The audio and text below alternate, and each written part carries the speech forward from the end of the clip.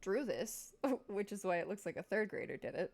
So I did my best to actually copy like the rough shape of like all the stuff, and then I colored it in with colored pencils. I could probably show you an actual picture of Derpy that like I worked from, but let me see. I don't actually know if I saved one. I don't think I did. But the version I worked from is very cute. Let me see. Derpy Tiger. Yeah. So this is roughly what I'm trying to work from. So those are his colors. He's extremely cute. I could probably share my screen, but again, that's just all of that sounds like a lot of work. We're not doing that today. Run to Marty. But so I feel like I got the colors relatively well, or I got the colors relatively right. So I feel good about that, right? And then here we have, I'm trying to lean this off of camera. Girl, this is a whole setup. This is a whole setup. But we have all of our materials. We've got our Nymo thread. Hopefully you can see that. Nymo thread B. I like B. I use it in white for the most part. I do have black. So like when I made my Ghostface earrings, I made Ghostface Killer. The Ghostface Killer, not Ghostface Killer, the rapper. I made earrings and I used black fabric and like black thread, whereas like this will be white fabric, white thread. A lot of beaders who are slightly more professional than me, like, and do this for a job, they will actually they will color match between their beads and their like fabric and their yarn. Yeah, not yarn. Love you. But they'll color match between their beads and their thread and their fabric and everything will be like the same color and it'll be very professional. I am not that person. I use what I have, and what I have is apparently white. I have a lot of white. It is what it is. Um, but I'm also using a selection of colors here and a selection of sizes because I was worried about there are some like really small fiddly bits like right here on the inside, right? The nose, the teeth. Some of these lines will be a bit more fiddly. And so I was kind of thinking about it and I was like, cool. For much of this, I don't want I don't want the beads to be too big because we'll have a lot of spots where it'll be basically like really small. Like these inner corners of the eyes are going to be real small. It's going to be a tight fit, right? So I'm using a mixture, when necessary, of 11O beads. I don't even remember where I got these from. Hopefully you guys can see. And I should have all of the color and I like color ID. And when I post this to YouTube, because we're going to try, we're all going to do our best. I'm going to post it to YouTube and I'll talk about like the colors. I'll put a full list in there and their sizes. So I've got a few 11Os. These are some of my 11Os, right? So they're a little bit bigger. This is 11O. I've had this one forever. And it's like the camera's doing its best to pick up how true this is, but this is like a true proper cerulean blue. And then I've got this like pink, this for the ears. I've got this like pink that's also an 11O. I have high hopes it will be fine because it's like a translucent pink. It's, whatever. But I'm worried because the space of the ears looks so small. So we'll see if the 11Os work. Hopefully it will. And then I also got these when I was in Japan. And there's a you probably can't even see them. And also they're like purpley translucent. So it's really hard to get like a good kind of take on them. Hopefully you can kind of see that. I feel like this is an easier camera to use than that one. But they have this like rainbow kind of wash to them. They're pinky, purpley, bluey. They're pretty. That's like literally all I can say is like they're very pretty. And he has a very light, very thin, like oval around his pupils because his pupils are slotted. I don't actually know what you call it, like cat's eyes. I don't know what you would call that. I'm sure there's got to be a scientific phrase for that I just don't know. And now I'm with my cat ears. You'd think I'd know better, but I don't apparently. And so he's got an extremely like thin line, and I'm gonna see theoretically if I can make this work and get it kind of. It's like where the really light green starts. It's like right there. I don't have high hopes I'll actually be able to make it work, but I do have it on standby in case I feel like it'll fit. But since these are 11-0s and all the other colors I'm planning on using for the eyes are 15s, I think it'd really stand out. I think it would actually stand out way too much if I did the 11-0s. But I did notice in all the beads I brought back from Japan when we went last year, their version of an 11-0, girl, it's real different. It's real different from what we consider an 11-0 over here. Even the same brand. So like these are Miyuki's, right? Girl, their 11-0s are a little more on brand, but they have like Tohos. Their 11-0s are 15s here. They call them 11-0s over there. We would call those 15s here. I'm ranting. I know this is insane. This is an insane rant, but it's true. This is what I rant about in life. So those are my 11-0s, and I'll use a different color because one of these more opaque colors will show you the real difference. But then everything else that I have in the way of colors is a 15, right? It's like a rainbow in here, y'all. He's so colorful. Like when I was watching it, I fell in love because his name is Derpy and he's adorable and stupid and just like that speaks to my soul, right? And so I was like, oh, he's only got like 4 colors on him. Wrong. So wrong.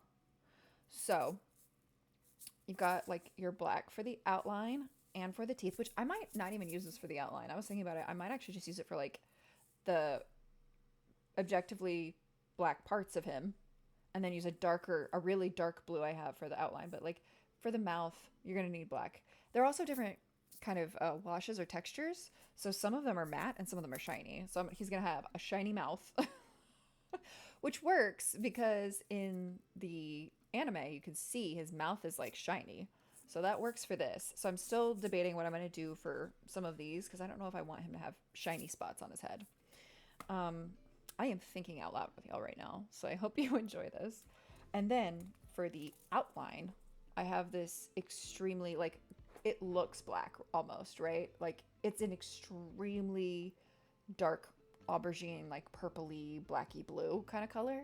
So I was thinking for the outline, that would actually be, it would add a little bit of depth and dimension without being a flat black, without breaking much of the color kind of design I have going on. Because I've also got this color that I was thinking for like this. But again, these are 15, so like, or these are 11, so they're much bigger. So here's the difference. Hopefully you can see like the difference in those beads.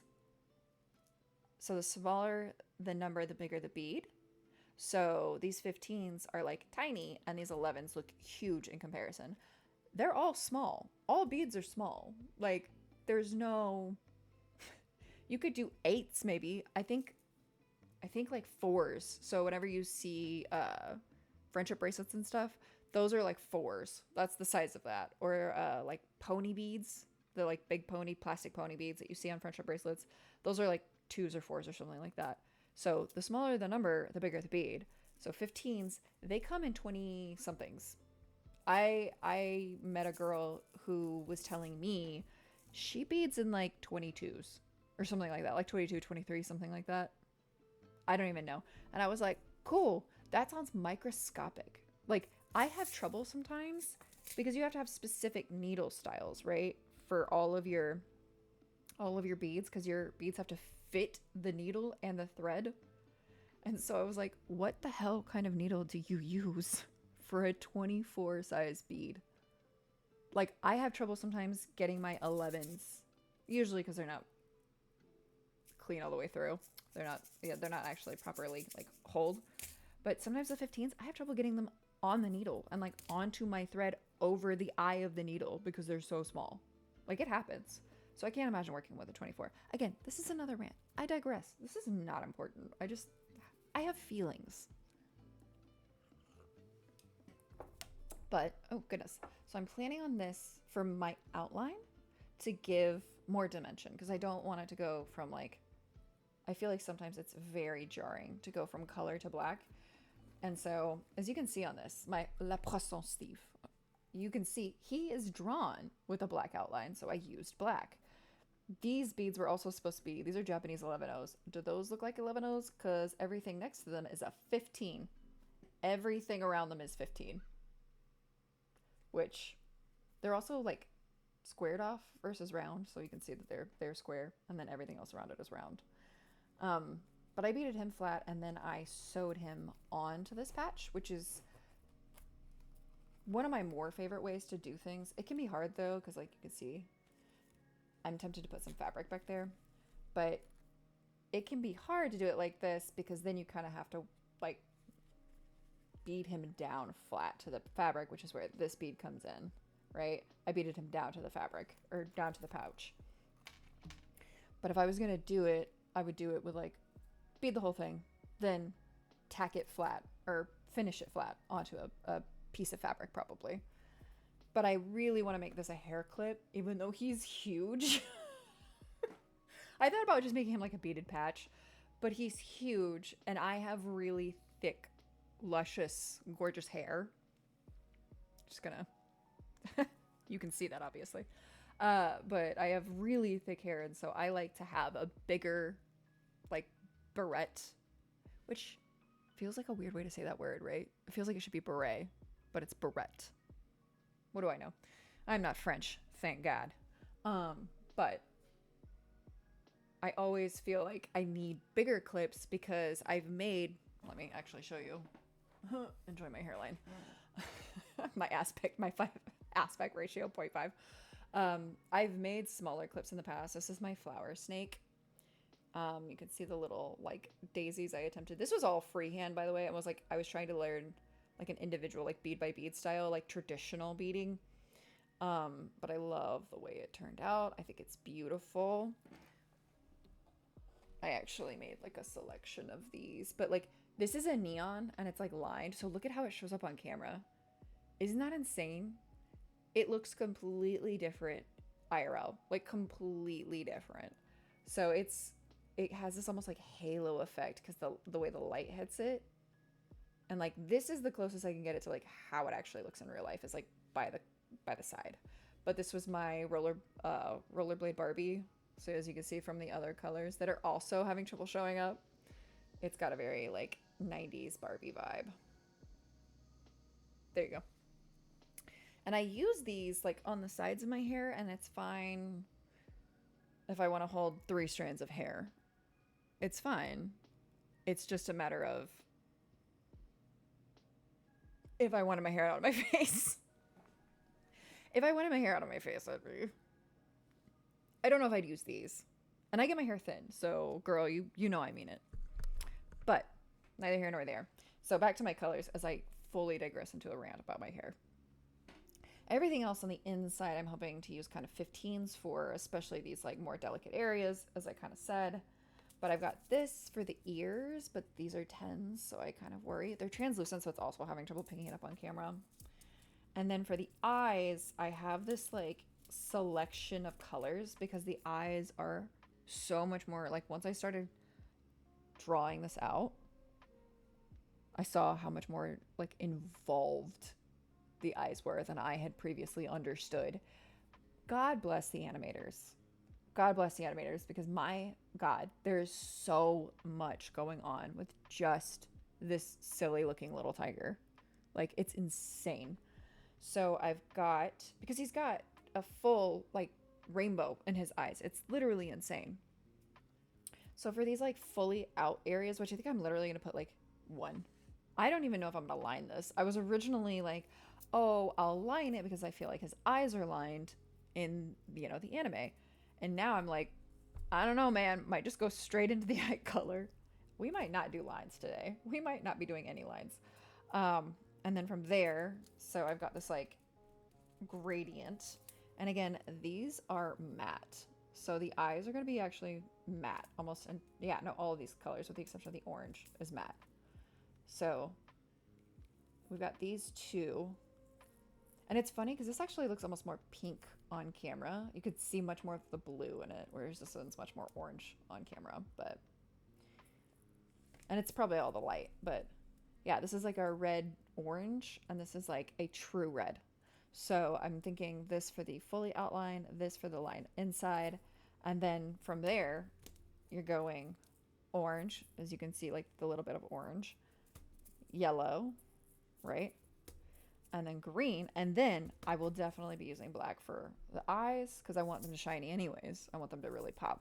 And then black for the mouth.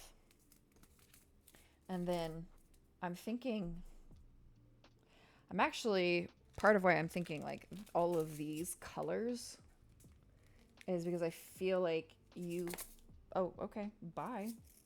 I feel like you actually need a gradient of how he's gonna look because his face in the anime is so like dynamic.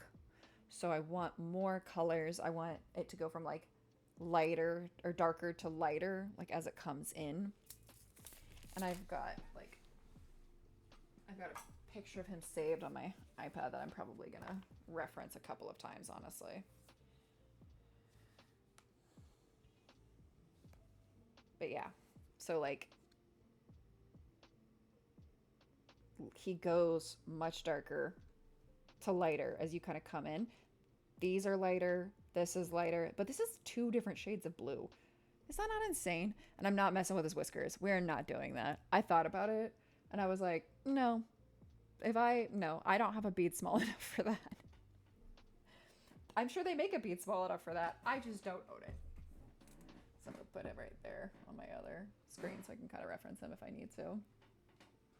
But yeah, so that's just me talking about my materials, and I've been doing this for a minute. I've been talking how long now? 22 minutes just about my materials and plans. It's a lot. It's a lot to do. And then because I am an insane crazy person, I actually have already started thinking about what I might like to do on the outside. So like for his border. So either I put a fabric on the back and a barrette on the back and I turn him into a hair clip, right? Or I turn him into a patch and I put him on a bag or a jacket or anything. I like to put them on bags usually, but I have to think about how I'm going to finish him and what color I want to use on the outside to secure everything down. And I was thinking this purple because it reminds me of Rumi. That's it. Like I'd love to be like, oh, it's because of the Hunmoon, and I just really thought it out. I was like, look, it's Rumi's hair.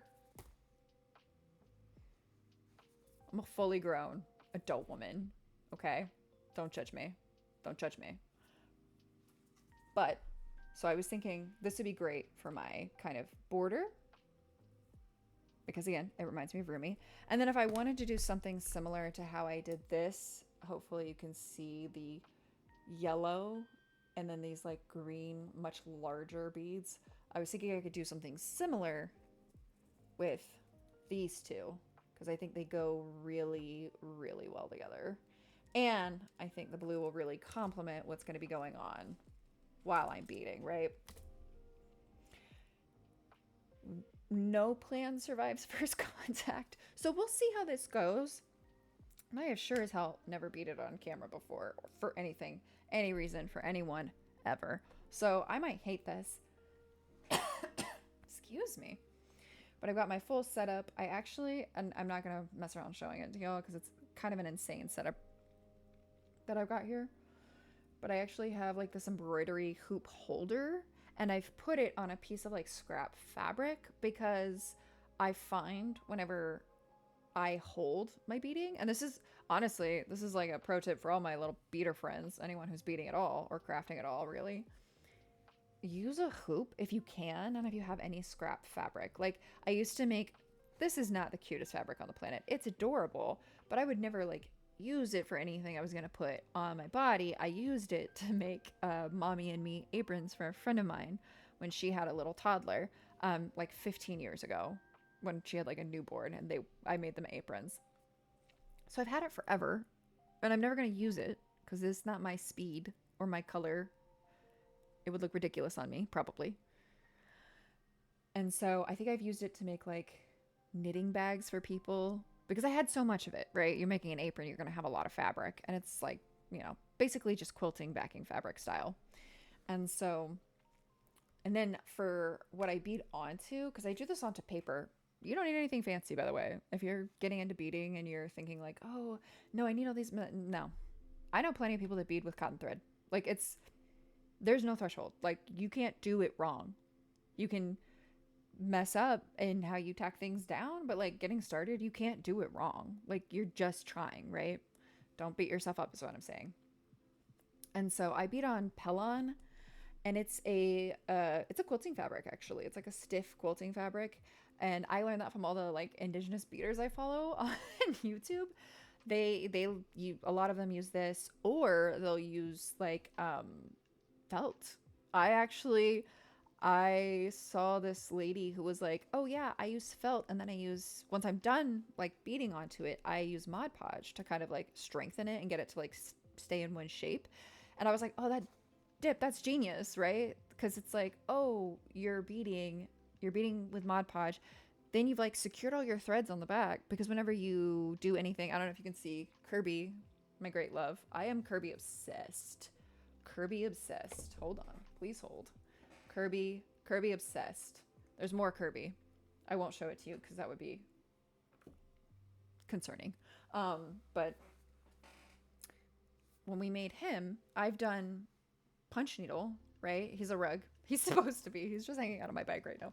But when we do punch needle, when I do punch needle and I have to finish my project, I use glue on the back, right? And so it's like, if you use glue on the back for this or something like this to secure or strengthen your felt, then you're working, like you're basically securing your threads on the back as well. And I was like, oh, Deb, that's genius. I wish I had thought of that. But because this is so stiff already, you don't really need to. And we'll see if I end up finishing it on stream for you guys, or on camera even, because like finishing is the worst part, as with everything you ever do. Like people are always like, oh, the hardest part is getting started. Not me. No, I love starting a project. Do I finish a project? Do I put a project where it needs to go? Do I secure a project? I love the idea of wearing a project. I am a project like knitter, or a product knitter. I like to have the product. But when it comes to a lot of like finishing, like weaving in your ends or cutting your threads or edging your beading, things have been known to sit for months. Like I will be done and things will be known to sit for months. For months. As I just finish whatever it is I'm doing. But yeah, so that's kind of the basics of what I'm doing right now. And I put it into a hoop because when I hold it like this, I would have to have my beads somewhere completely spread out, right? And not only that, I would have to kind of like, I'd have to be holding it. And I find that like when I'm holding something like this, it's A, y'all can't see it. Like it's so hard to show when you're just holding it. And then B, it hurts. Like it hurts my hands after a while. It's not ergonomic to sit and bead for 4 hours just holding something tightly in your hand. It does make it slightly easier for like, okay, I really need to like get at this angle, or it would be more convenient if it was like here or there. But when it's completely out of your hands like this, it's much easier. Much easier. Highly recommend putting it in a hoop.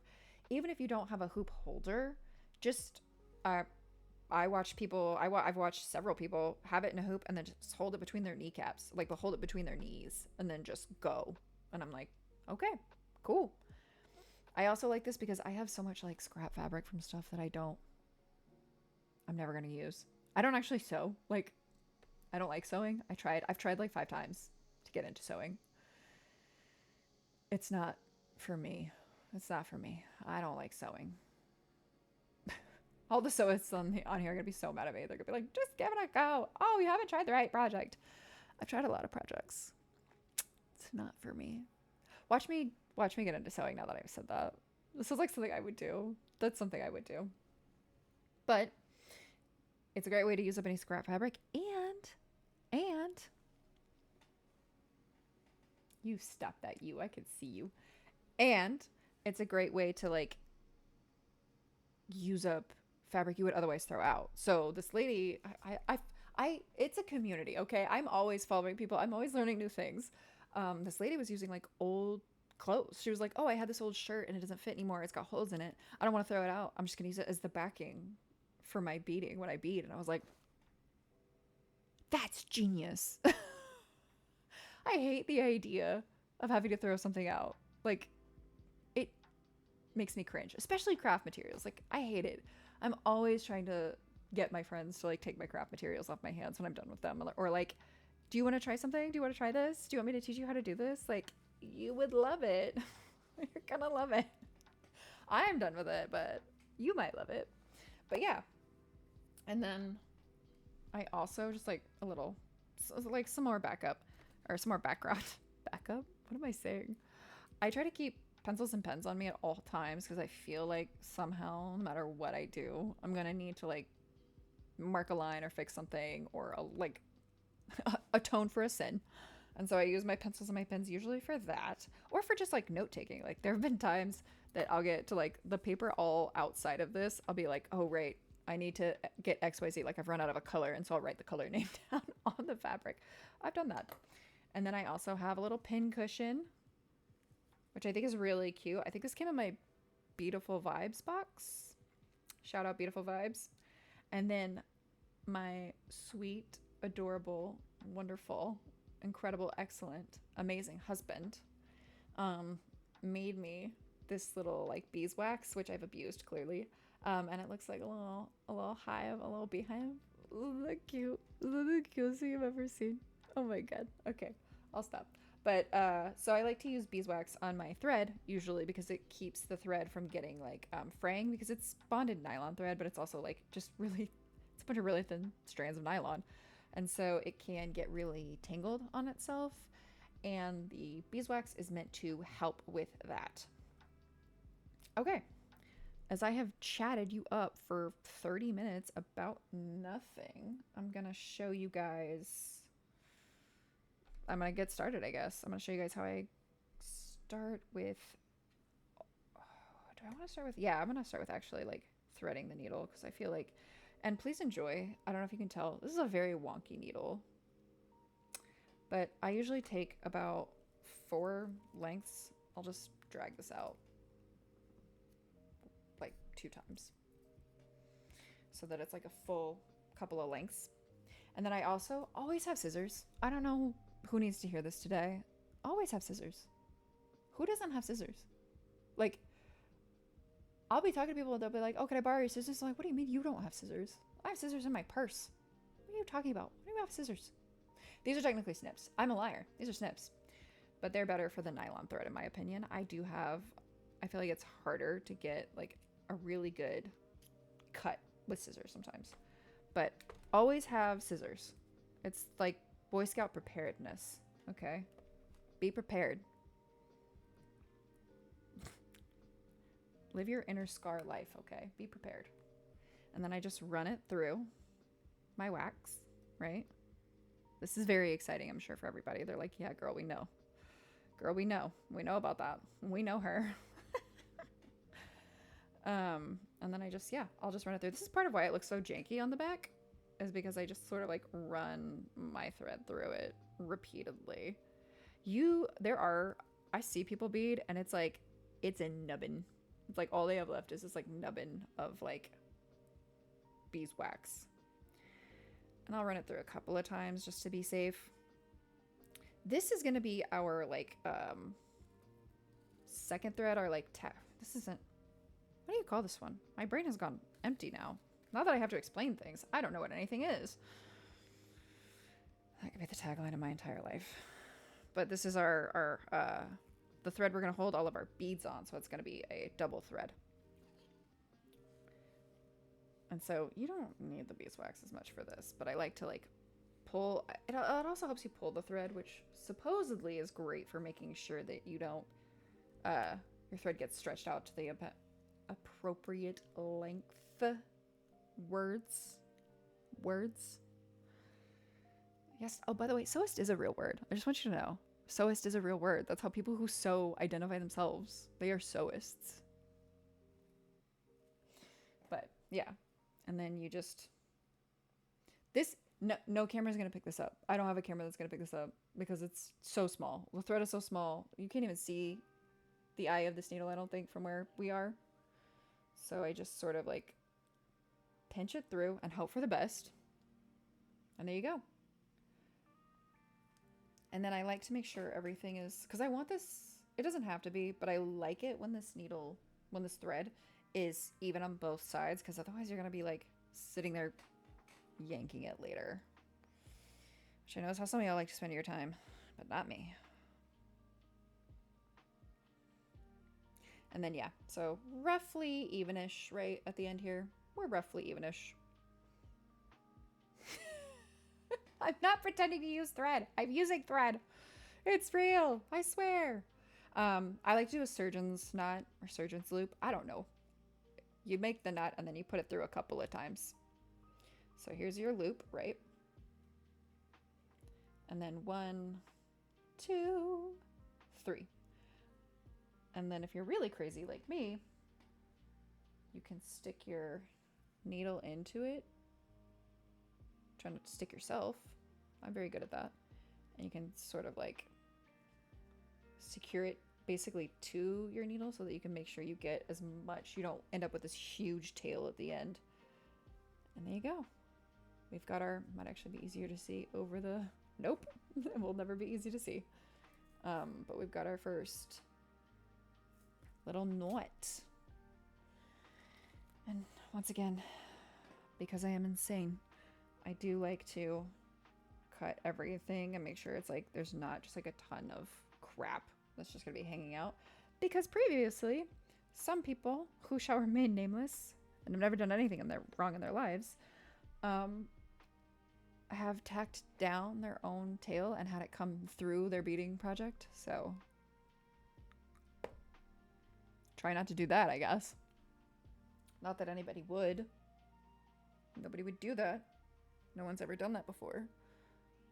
So yeah, I like a good wingspan's worth of, you can't even see it. I've got condor arms. But yeah, I like a good wingspan's worth of thread because that's a good way to get started. And I know when I post this to anything on the internet ever, somebody is going to come in and go, oh my God, that's too much thread. And they're probably right. I am irrepentant. I refuse to apologize. I'm going to use a lot of thread. It's just how I live my life. Dangerously. 1/4 mile at a time, okay? What about family, Dom? What about family? Now, you're going to need 2 threads. So this is like, what is it? It's literally called like 2 needle beading or something like that. Because you have the needle and the thread on which you're placing all of your beads. And then you have your other thread, which one do I want to use? We'll use this one because it has a gold head. Hopefully you can see that. You probably can't. I can't tell what you can and can't see. I don't know what I'm doing here. And so you use a second thread for tacking down all of your beads. Yes? Yes? Don't worry. Soon there will be a demonstration and you'll see what I'm doing. But I also do this like, this one I don't do as long because then I'm just sitting there looking like one of those old timey like movies where they think they're cross stitching and they're just holding a thread and they're going like this a bunch. Or like whenever they think they're knitting in movies and they're just like, I hate that. Hate that. Hate it. But yeah, so I don't do as much on this one as I could as I unravel more to use. I'm a savage, it's fine. I am both a savage and a heathen. And this one I'm definitely going to run through my beading wax, my beeswax. This one's for the bees. Buzz, buzz. And we're going to give it, a couple of goes because I like to make sure it stays smooth. Not that it will stop the thread from shredding on me because nothing in this world will ever stop the thread from shredding on me because that's just my curse, my cross to bear. I shred thread. That sounds like an 80s punk band. Thread shredder. Actually, no. It sounds like a band that would exist in like Teenage Mutant Ninja Turtles. It doesn't sound like a real band. Thread shredder. Okay, this one is usually much harder, and like for as thin as this thread is, as thin as it is, it will still split when you try to get it to go through the eye. So don't feel bad. Don't beat yourself up about it. It just hates you. It's just gonna be like that. It just be like that sometimes, you know? And then we're gonna do another surgeon's knot on this bad boy. Maybe one day, if I can find the end of it. Yeah, there we go. I hope y'all are enjoying the chill vibes. I cultivate these chill vibes for you. It's all for you, Damien. It's all for you. Yeah, here's the one.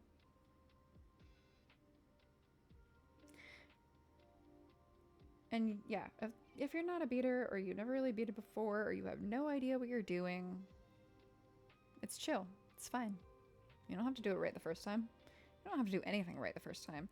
Theoretically, one day you should get it right, but I'm not going to judge you if you don't. What is right? What is wrong? Let's talk philosophy now. No, let's not.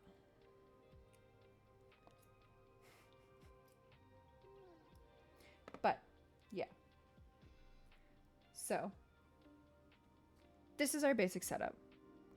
I wanted to go over the threading because I feel like that's something that honestly took me a couple of tries to fully understand. I thought you just had two like open threads, like two loose threads. So like I use my smaller needle for tacking down because it's not holding beads. It doesn't need to pick beads up. It's not doing anything, right? And you have like, it's basically just one strand. And then you have your beading needle, or the needle on which you'll hold your beads, which is two strands. And it took me, hopefully you can see that, it took me a not negligible amount of time to fully understand that you didn't just have two like loose threads. You had this thread and it was thicker so that it could like, for security and, you know, stability, if you will. And so, yeah, that's kind of that's the whole intro. That's the whole setup. We're going to get going now. And it's not like, hopefully you guys can see this well enough. But, oh, wait, sorry. No, I'm a liar. God, I'm a liar. Just lying all the time to y'all. So, what I actually want to do, and it's not helpful that I have 47 colors on this mat, that I have a full rainbow. A full rainbow. Let's go back to the mat for a second. Sorry, guys. I'm actually going to take this just fully off because I won't be using it for a while. I like to make little piles of my beads based on what I know I'm going to be using next because it's easier for me. Some people will literally just put every color out because they're like, I'll get to it. It's fine. I don't want to have to do it later. I'm not one of those people because I am messy, I'm klutzy, and I'm dangerous. So if I put all of my colors out at one time, I will at some point knock into my mat so hard I will be cleaning colors up off the floor. This is a statement I make from experience. I have done this. I do this. I still do this to this day. At one point, I had one of these like tubes of beads just standing up, and I was about to close it, knocked it over, beads everywhere. And these are very small beads, and we don't want to deal with that. So I'm actually going to just put this one out. So this one, and I think maybe the black. Yeah, I think maybe the black. Oh, also, I think his nose. Sorry, I didn't even touch on the nose. I actually think the nose and the ear should be the same color, even though they're completely different colors in the anime. Like, this one's much more of a, like, magenta. And I have a magenta. The issue is the only magenta I have is, like, neon. And much like this, it's not going to show up well on camera. And it would be kind of difficult to see for y'all as I bead. So I think I'm just going to use this for the same color. And that way we'll have a little bit of consistency between the two. They're not the same in the anime. I know that. You don't have to tell me. This is, you know, this is a PSA. I am aware. We're all aware. We're all in this together, okay? And the other words from that song that I've never listened to. So I think I'm going to start with the more accessory colors. Yeah, because really... Sorry, I'm looking at my picture of him right now. Because really his lines... Because really his like... What do you call them? Markings? Markings? His stripes? His stripes. That's the word. I know English. His stripes are actually just like a really... They're not fully like black. Like his mouth is black. The line around his eyes is black. But his stripes are actually just like a really, really, really dark blue, it looks like. Yeah, that's what we're going to do. That's what we're going to do. As I talk to myself about what I'm doing.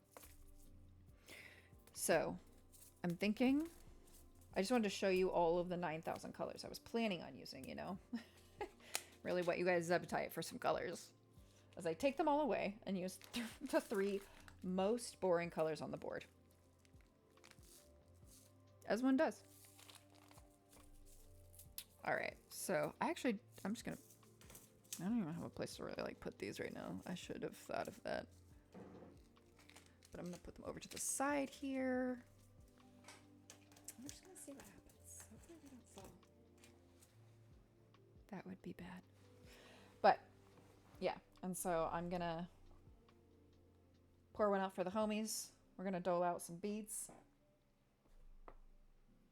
There are people who do this professionally that are gonna theoretically see this one day and be like, damn girl, you really had no idea what you were doing.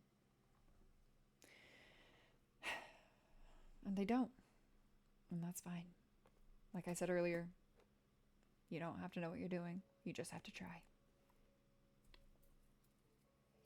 So this color, I almost read y'all the price. I almost was like $875. No. I actually, okay. F461N. I think the N is the, I don't know. It's either the F or the N that it actually tells you if it has like a wash or if it's like matte, or so you'll see like AB something. That means Aurora Borealis. It means there's like this like rainbow style of wash on the beads. Beads are also made in a really insane way that like I don't even think I could explain or describe. So maybe one day, you know what? Maybe one day I'll understand fully how they're made and I can tell all of you. But I'm using F461N. And it's a matte 15-0, very like smoky purple bead. But it really is picking up on the camera, like almost quasi black. It's like an aubergine. Like it's like a blue black, right? Like look at that. Look at that. That's so pretty. So pretty. And I just put them out on my mat where I think they'll be easiest to get. And since these are tiny and I think I'm gonna have to use 9,000 of them, I'm actually gonna put like a fairly decent amount. It doesn't look like much, but it's like a small pile. I'm actually a little nervous about getting started on this, guys, because don't know how it's gonna translate. We don't know. We don't know. And I almost picked up some matte black while I was at my beading store last time I was there, and I didn't. And I'm not saying I regret it, because I really don't. Because I think the black I need for this is shiny. I just think it's funny that's like 80% of what I'm using is going to be matte, and then I'm going to have like 4 shiny beads. 4 or 5 like really shiny beads. We're telling ourselves we did that on purpose. We're all on this journey, okay? We're all on journeys, as Trixie Mattel would say. And then I'm going to use my black. And I know I'm going to need plenty of that, so like tiny little olives. Ah! This is what I'm talking about. And they stick to everything. They stick to everything. I can always tell when I've like made a mess and I have beads on the ground and I haven't been like doing a good job, because I'll come in and I'll vacuum my office and I'll hear the noise, you know, it'll be like, and I'm like, oh, I shouldn't have done that. Whoopsie. I don't go back for them. I know some people do. I know some people have like special handheld vacuums, and they'll just like vacuum up their whole area and be like, oh, they open it up and they get the beads out. No. Man down. Man down. Let it go. Man down. I don't know how many of the white I'm gonna need, because like the teeth seem at best fiddly. You know what I mean? I'll use that word, fiddly. You have this word, alcoves. So I don't know how many I'm gonna need. I'm hoping that this is enough, that we have a good concept, right? But all right.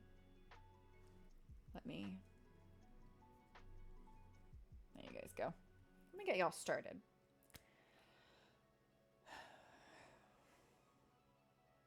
Where do I want to start from? Let me think. There's also like, despite the way that I act, there is a lot of thought that goes into this, and like has to go into thinking about where you will start and where you will place things, right? Because many of these lines are going to be, if you want to hold their shape, they're going to need to be a little bit sharper. And that means you'll have to basically go down. So you can't just be holding your thread, and this might not mean anything to you at all right now, but you can't be holding your thread along the top and just beating it down, because you'll end up with a really wonky corner. And if you want a sharper corner, you have to go down and then come back up. But you have to think about how everything will play together, basically.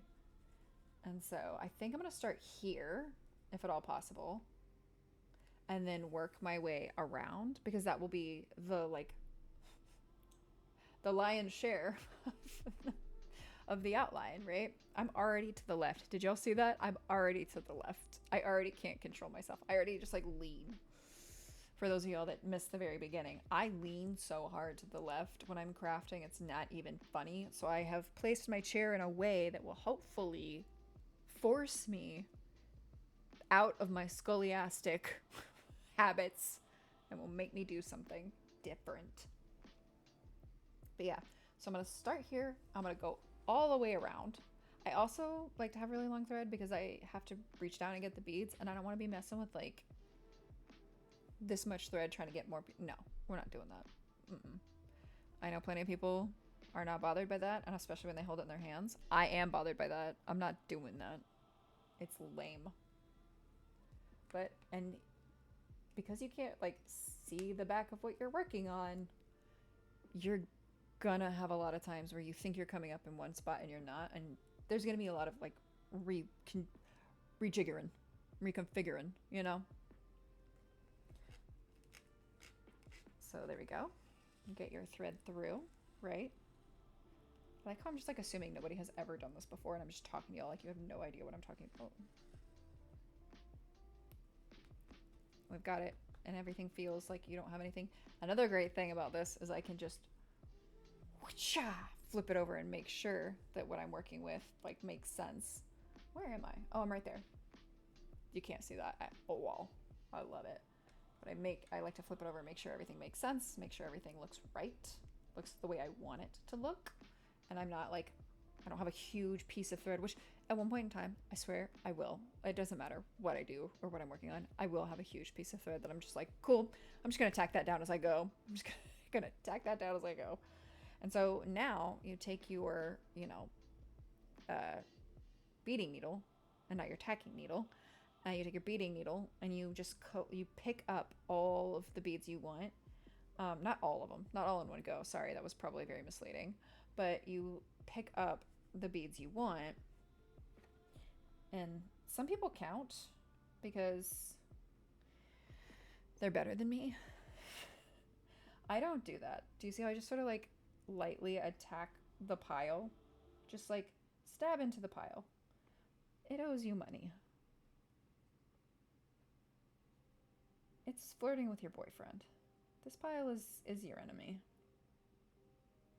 Not really. But like, and then you just sort of load up your needle.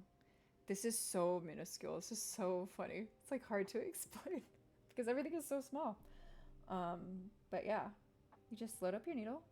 You just keep it going. Keep the good vibes going.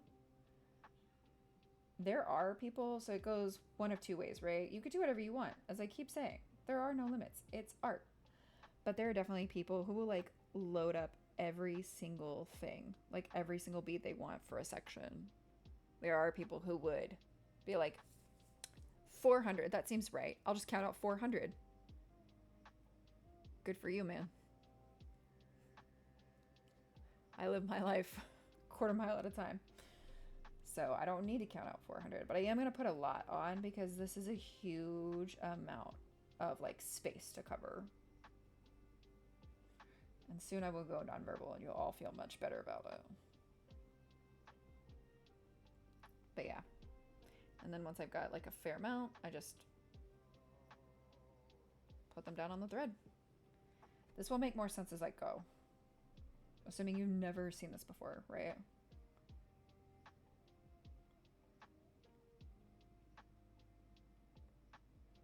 How do I feel about the music? I think I like it.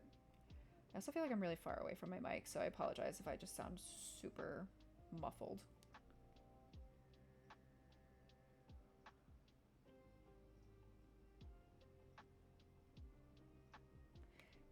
And I also try to make sure, because like a lot of beads are wonky. They won't be like properly, what's the word I'm looking for? They won't be properly like shaped or like rounded. They might have like, I don't know. If I see one, I'll show you guys, but like sometimes you gotta check your beads because you can see how they're all kind of different shapes, right? Like it is what it is. It's part of like the handmade nature of a lot of these things. Or well, not the handmade nature, but the nature of a lot of this is that not everything will be exactly the same shape. But then you get stuff like, you know, this bad boy is a little bit chunkier than some of the others, is what it is. But there are times when you'll get some that are like, they look almost broken. And so you do have to check your beads and make sure that you're not using a busted bead, basically.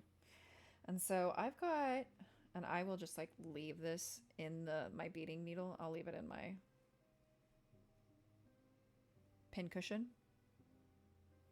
Why are words so hard for me today? I need more tea.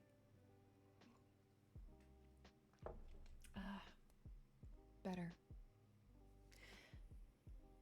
And you'll just have, there you go. All that work to get all those beads onto there. And that's what we have.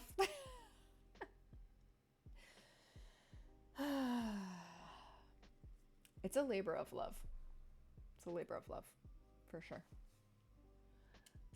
Also, I feel like this would be like a great, and maybe I'm wrong, but I feel like this would be a great ADHD, ADD, autistic craft, because it's just like, you just go nonverbal hyperfocus mode for like 4 hours and, you know, you call it good. Oh, goodness. Sorry. Excuse me.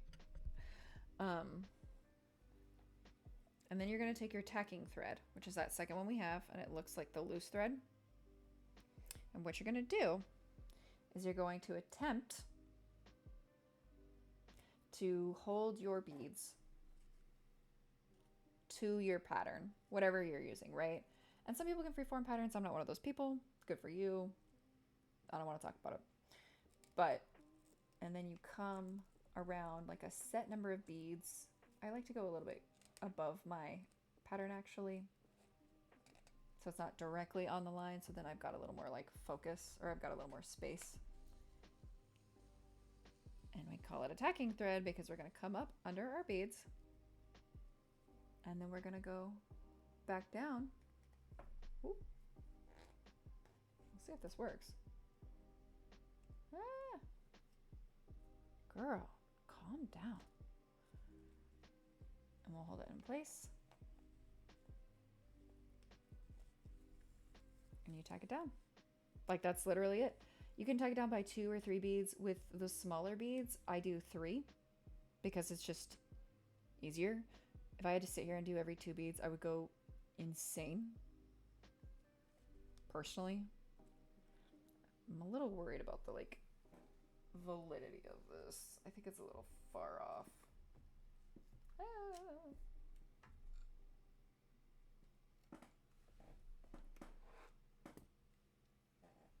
Come here, Boo.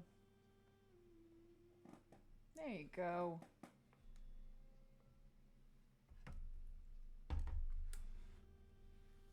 Is that better?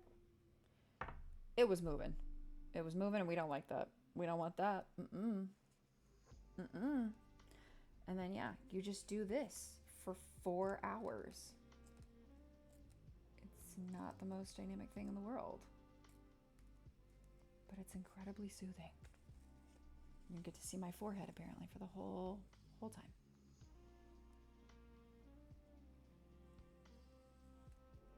And this is why you don't want super long threads, right? Because then you're just yank, yank, yank, yank, yank.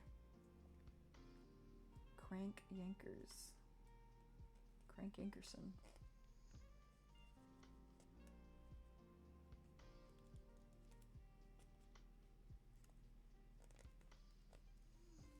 This music got like weirdly sexy. I don't know what's going on. Where am I? Where's Chad?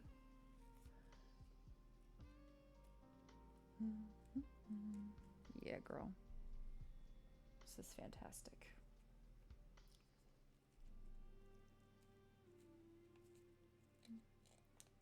And it's just, yeah, it's just a hyper-focused hobby. It's very good for your brain, I tell myself. She says with rotting brain disease. If the horn music is sexy, why do people hate ska so much? It's not about whether or not horn music is sexy. It's about the aggression of the horn. Do you know what I'm saying? If your horn was less aggressive, people would think it was sexier.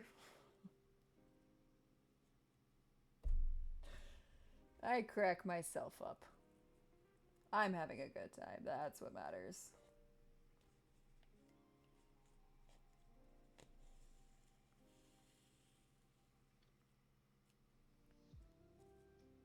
And then you, yeah, see? See how it's just sitting there? Sitting pretty, well behaved. We like that. We like that a lot. And I actually just like let some of it just like fall down lower on the string because it's just harder. It's just harder, easier to do it like this. Like having a lot on the thread is nice because you can come back to it, but like trying to hold a bunch in place is really tiresome.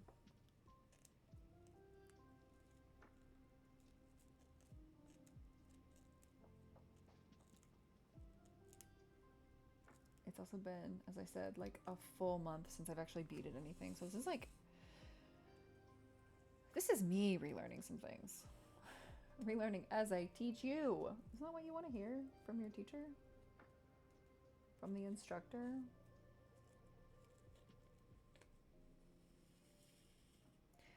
I was actually worried that like okay, calm down. That the fabric on the back would be too like flipped over to like work evenly, but it's working out really well. I don't know if that makes any sense to anybody else but me, but it's working out really nice. I was worried it was going to catch the needle a bunch, and it's not catching the needle a bunch. We like to see it.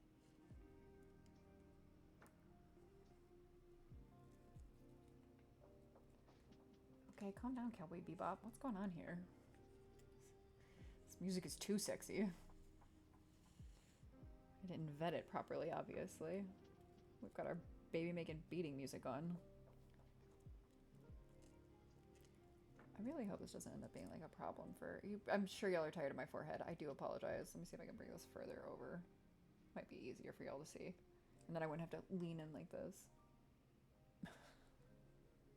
I do it for you. It's all for you. But, and then I just go down 3 beads by 3 beads. Riveting stuff, I'm sure. Okay, good. I'm glad more centered is nice. I was trying to make it so like you guys could see more stuff on the board. But since I'm not using the beading like mat as much, I don't think it matters.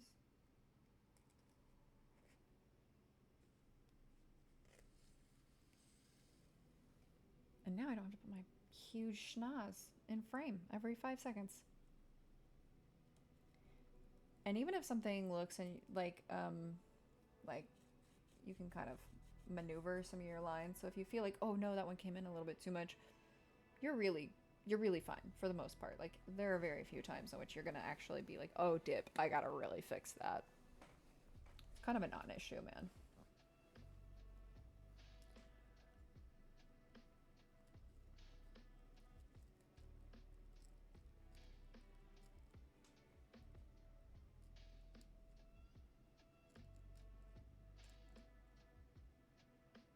Oh, that's 4. Let's not do that.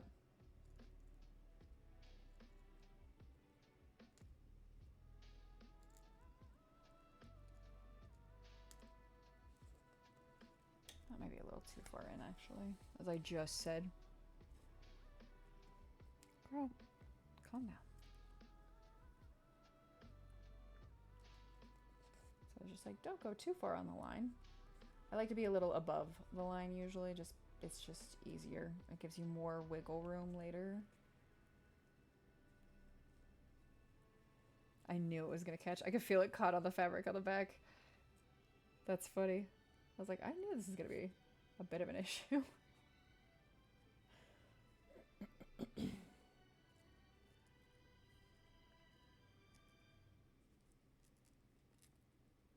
So since I'm pretty sure there's only like, I don't even know how many people are in here. I don't have it up and going. Oh, that's way too many. No, sir. Has everyone seen Kpop Demon Hunters? I'm assuming we all have. I'm assuming that's why everyone would be here. That or you just really like me. Where's this one coming out of? Oh, right there. I like to try and use the same hole. Yes. We've all seen Kpop Demon Hunters. We all love it.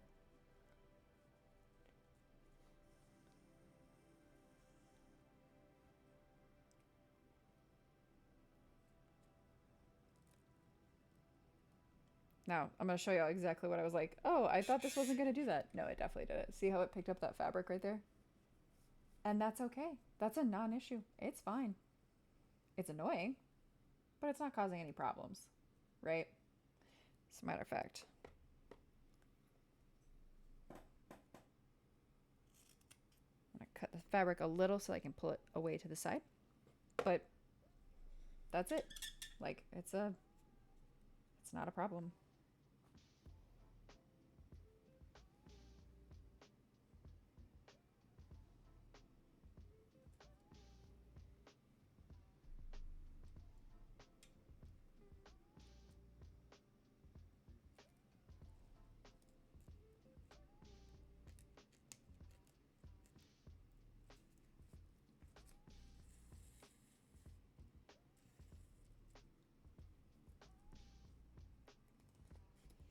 So I need to be streaming something I would like already be naturally doing. And I'm really good at talking to myself, so works out great. It's just because I'm so interesting, guys. Oh, oh, oh, what are we doing here? Picking yourself up, babe? Oh. We're a mess. Oh, yeah, that's exactly what we did. Oh, fun. What are you, new here? If you aren't yelling at your thread, are you even beading? It's like part of the process. Artistic license. There we go. I can feel myself being able to pull that fabric out of the way. And he's not a perfect like oval shape, right? He doesn't need to be perfect. He doesn't need to be hateful. How could you do this to me, Kirby? He doesn't need to be a perfect shape. He doesn't need to be perfectly round. He doesn't need to be a perfect oval, whatever. Part of the charm and part of the derp is that he's a little imperfect, right? We like that. We like imperfect here.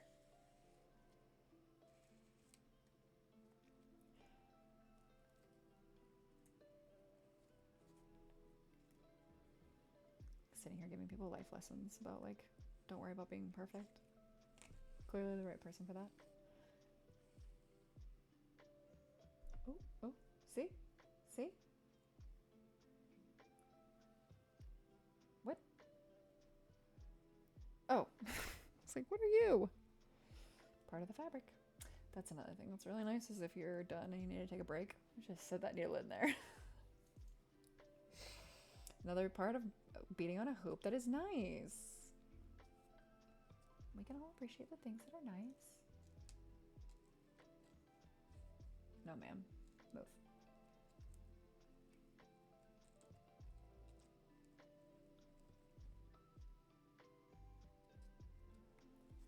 So I try to keep it 3 beads. That's a rough estimation, right? We're not as concerned.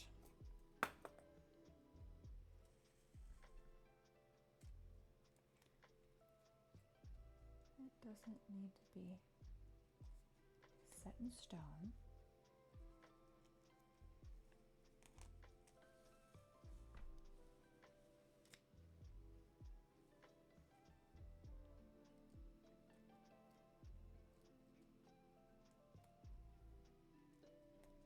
There we go. And like if I wanted to change directions, I could just maneuver my hoop right and be like, all right, it'd be easier to just keep going kind of down one direction instead of having to go across, which is what I'll do, right? Well, I'll do it as I go. But I'm just sitting here percetalizing how to use a hoop.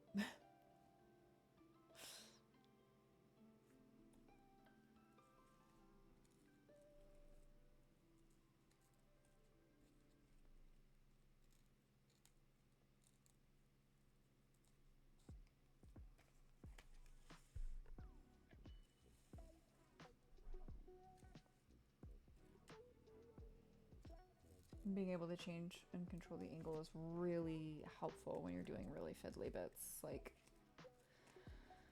so helpful. Especially on like much smaller projects. I've worked on really small stuff that's been like, oh, cool, I just can't get to that. When I do work on a small project though, I do find that it's easier to do almost multiples of things. So like, if I was gonna do their faces, right, and I was gonna do it small, I just do all 3 of their faces, and I'd put it like here, here, here. That's what I did with the snakes whenever I made them. Was I did 3 snakes, and I just did 3 of them. I did one in the pink, one in the green, and then I have a red one. It's on a bag somewhere. I don't know where that bag is, and it feels too hard to get up and find it. But for the year of the snake, I made a bunch of snakes, and so 2 of them became hair clips, and 1 of them went onto a bag as like a patch.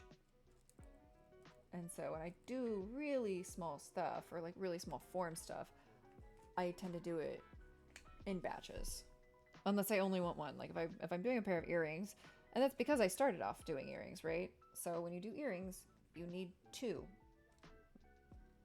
So I started off doing earrings, so I'm in the habit of kind of like batching out smaller stuff. Excuse you, ma'am. Miss ma'am, get off of there. Thank you. Lord. Where did I put my needle? Oh, there you are. I started doing earrings, and so you're like batching and you do 2 of the same thing. And it's like engaging because you also kind of flip them, and so one will be this way, one will be that way. I actually learned that one the hard way because I made eggplant earrings and both of them face the same way because I wasn't thinking about it. I just like copied what I was working on. So you don't have directionality in them. And same thing with, I made little cowboy hats. They also don't have directionality because I literally made them both like at the same time, basically. Don't have any directionality. Which doesn't seem like a big idea or like a big deal. But when you're wearing them, it just looks weird. It looks like your whole face swoops one way. You know what I mean? You don't think about these things until you realize what you've done. Until you realize the error of your ways. Okay? Okay?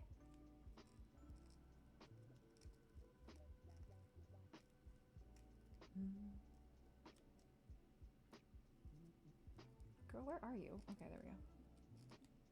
Also, sorry for my gendered language. Everything is girl. Everything is girl. Boys are girls. Needles are girls. Thread is girl. Everything is girl. If that upsets you, please let me know, and I will, you know, theoretically amend my ways. Theoretically. I make no promises.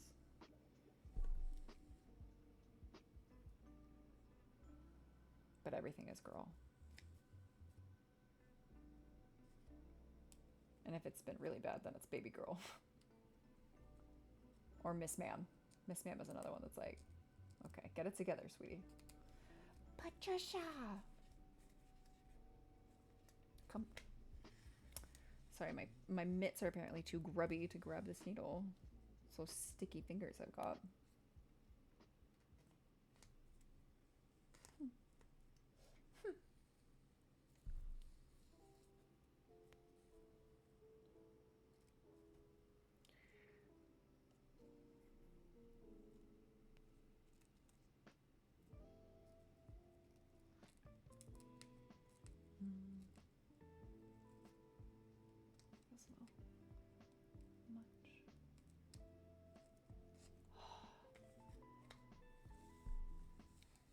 Hey, J-Jims! How are you, my dear?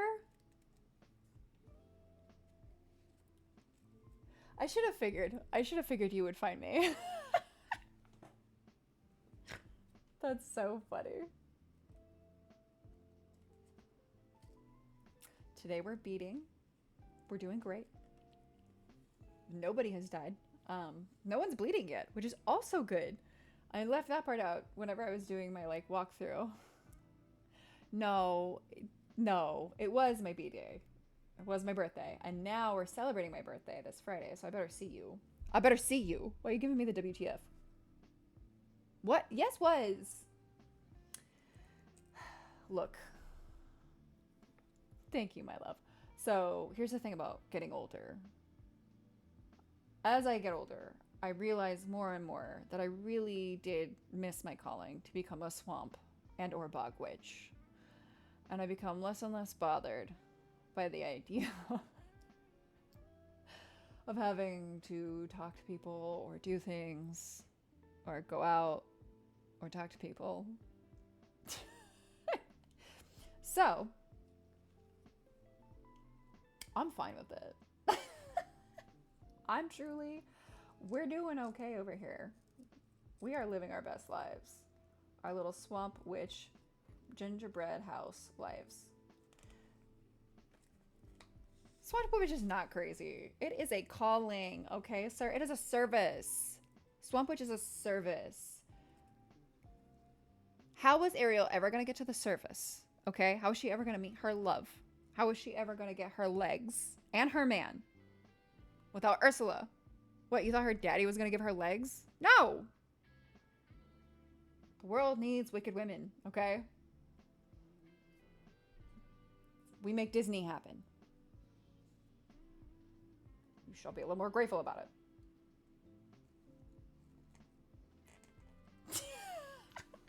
Homegirl did go out and get hers. You are not wrong. Homegirl for sure said parental advisory. No, thank you. God, imagine doing all of that. Imagine doing all of that and being like, at the end of it, what do you get? Oh, man. She did get a kingdom, which is cool, I guess. But she also had a kingdom, so it's like 1v1 split. Thirsty underwater is crazy. Thirsty underwater is crazy. She was also like 16, so like I don't think she knew anything about anything. She's real young. I don't even think she's of consent age. I could be wrong. But no, our girl Ariel was thirsty. She required that land peen. As the kids say. Give me that land peen. Oh my god. Happy she got her landman. I am also happy she got her landman, okay? I feel like there are better ways to live your life, though. Just gonna throw that one out there. I feel like maybe 16 is not the time to be like, I think I've fallen in love. We all deserve a land man, woman, slash they, slash them. A land individual. I want a land person. Oh, or actually, you might be wrong, Boo. So, do we deserve a land person, or are we the land people who deserve ocean people? Think about it. Think about it. I feel like DJ Khaled when I felt like DJ Khaled when I said that, and I don't. That's not the best feeling in the world, you know. I don't have the answer, and you know I normally have every. And you know I normally have every answer. I can't stand that man.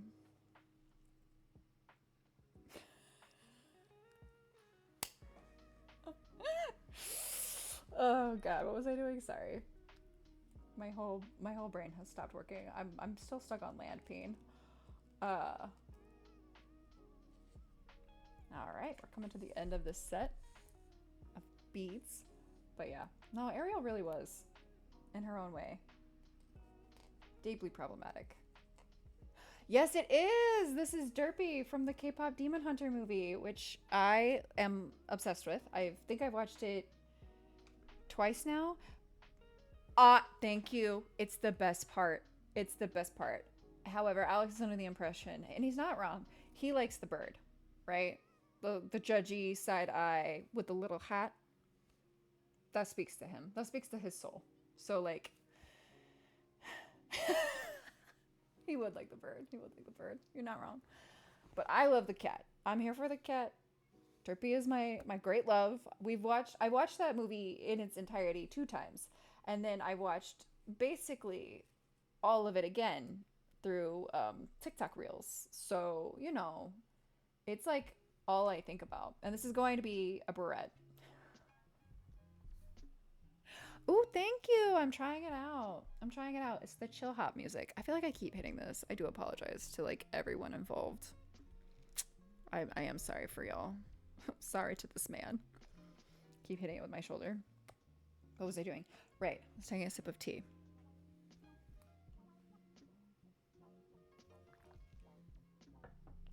I was taking a sip of tea, and we're going to reload our beading needle because, as you can see, we have run out of the colors. I'll send you the VOD whenever I have it up. I'm probably going to put it on YouTube, or you can watch it whenever it's up. But I go through like the whole setup on how I bead and how I do things. Normally, I'm planning on Tuesdays being my beading days, but today I was just feeling it. Like, I hadn't beaded in a really long time. I was feeling the vibes. I enjoyed the music. I already had this drawn up because I'm an insane, crazy person who is obsessed with this cat. And I knew I wanted to make something with it, right? So I discussed earlier, I regularly make little like patches and stuff. But today I'm thinking this one's going to be a barrette. And I have like a bunch of cute ideas for like how I want to, you know, make it, how I want to finish it, what I want to go around it. And like the more I think about it, the heavier and heavier and heavier it becomes. It is. Crazy Swamp Lady is my vibe. It is a vibe. It truly. This is how I live my life. And also, if I could have a magic cat, come on. If I could have a magic cat, unstoppable. Unstoppable. It would do my evil bidding. I would also take the foxes from Avatar: The Last Airbender that go find the knowledge. They like steal books and stuff. I'm about that. I'm about that. Like, Grubhub? No, Fox Hub. Go get me a kitsune udon, little kitsune fox. That sounds magical. We're just loading it up. I'm gonna see if I can get like all the way across the bottom. Ooh, see, that's what I was talking about. Sometimes you get a little loop. Okay, I need several more. This will be an endeavor. As I said, it is a labor of love. You're welcome. I do this for you. I do it all for you. It's all for you, Davian. It's all for you, J-Gems. It's like the 5th time I've said that. It's been stuck in my head ever since we said it the other day. You gotta invest in Fox Hub. Oh, where you just have like tiny little foxes that go out and do your bidding for you. Personally, I think that's genius. It's sort of somewhere between like, you know, all the food delivery services and like Fiverr. And then we could have like because you know, capitalism, we could tier it. We could have classes. So we could have like, depending on what the need was, you know, do you need a larger, stronger animal? We could have alpacas. Alpacas are cool. Love an alpaca. I'll probably steer away from camels because they kind of freak me out and they make really loud noises. And then we could have, oh, if you have something like water-based, you could have like dolphins. So you're into camels is what I'm hearing. So you're like, yeah, hell yeah, bring the camels. They'll do it.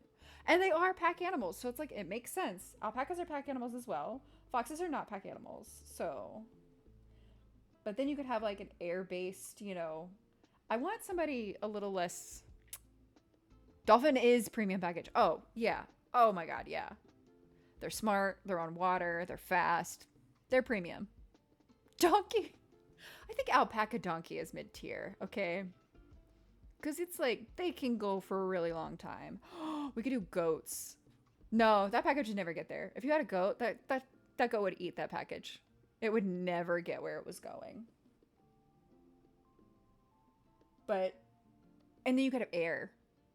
I don't know what you'd have. For air, I think you'd have to have something like just smart enough to get the package going where it needs to go, but not so smart that it can cause a problem like goats can. So maybe like a seagull. And nothing endangered, please. Please, nothing endangered. Let's not put any endangered animals to work for Fox Hub. This is what Firefox really should have done. They should have been like, all right, we're training foxes to do deliveries now. Why do you not want to pick up beads right now, Mr. Needle? I take it back. When you're really in trouble, then it becomes Mr. There we go. I just didn't have the right angle on him. Send them a goose? Damn. No, that's separate. If you're gonna have a goose, right? You have to have like that service that was sending people like glitter, mail glitter to your ex. That's the goose service. The serious goose. No silly goose. Serious goose. Serious XM goose. All right. Is this going to get us? That will get us most of the way. I like it. Putting it back in my... Why can I not remember the word pincushion? Oh, God. Yeah, no. Geese are what you would use. Geese are what you would send things with if you really hated somebody. If you were sending, like, a bag full of, you know, gummy wieners. Geese are mean. We used to have geese over by my office where I worked. And it was like... a prank package. Love it. Love it. That's the revenge package, you know what I mean? Like, you're sending a bag of gummy dicks to your ex, and they're getting delivered by a goose. Like, just to really mess with them. Just to really... I want you to hurt. I want you to hurt.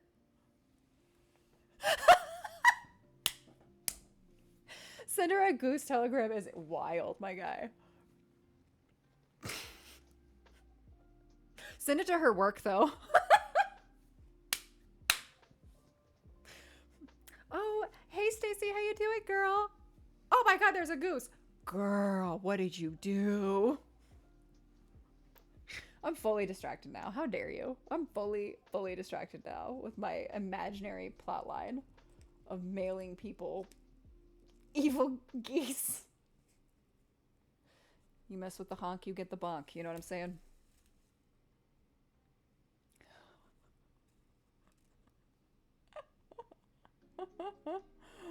Oh my God. That's so funny. Oh no. What are you doing, Mr. Fabric? Please do. Please. You know what? Yeah. And then whenever you're out in public and you're wearing it and you have to explain it, be like, look, me and my friend, you know what we're gonna do? We're slowly importing and training magical foxes to deliver packages. And maybe camels. Maybe camels. Yeah, honestly, the word of mouth marketing on that alone, I think, would be just magical. But be careful, AI is always listening. They're gonna steal your idea.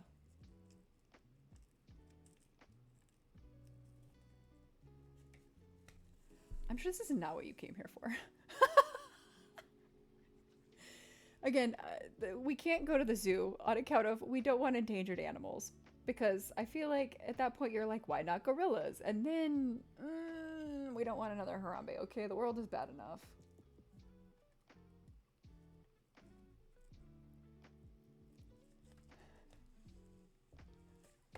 Gorillas would be wild. I'm not opposed. I actually really like gorillas. They're actually incredibly sweet creatures.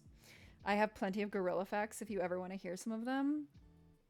But like in the movies in the 90s, there were a lot of gorillas and things. And so people were like, oh, gorillas are really scary and violent. That's chimps, my guy. Chimps are horrifying. I will extol the lack of values of chimps. I had a friend tell me that I needed to watch that Chimp Crazy movie or show. I don't know if it's a movie or a show actually. Oh, otters. There's a fantasy series where they have basically an Amazon and it's all delivered by magical otters. I kid you not. It's Sarah J. Maas, which I don't like Sarah J. Maas's books. I think they're very boring. But that slaps. That slaps. The idea of a tiny otter delivering a letter to you, it slaps. Yeah, not Sarah J. Oh no, not this. Not Sarah J. Not Sarah J.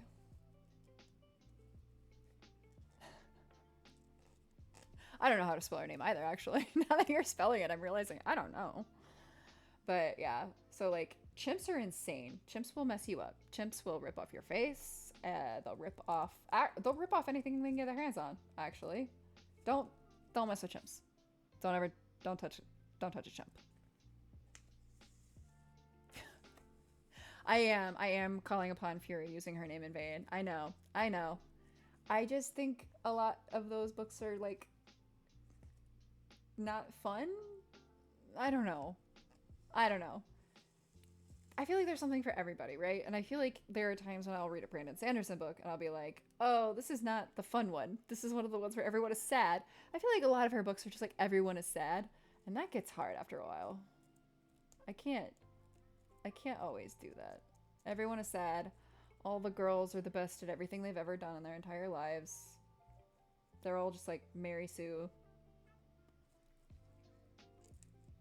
Which is wild because I feel like she does sneak in some characters and some like storylines and I'm like, damn, that's cool. That's development. I love that.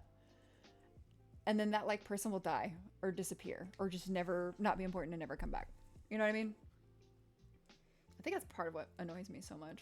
It's like you'll have something great and it'll be like, no, we're done with that. Fair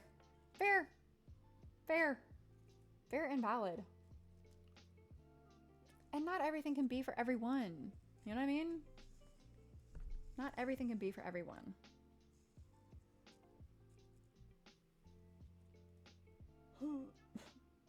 Uh-oh, where do you want to live? Go, Thread, go.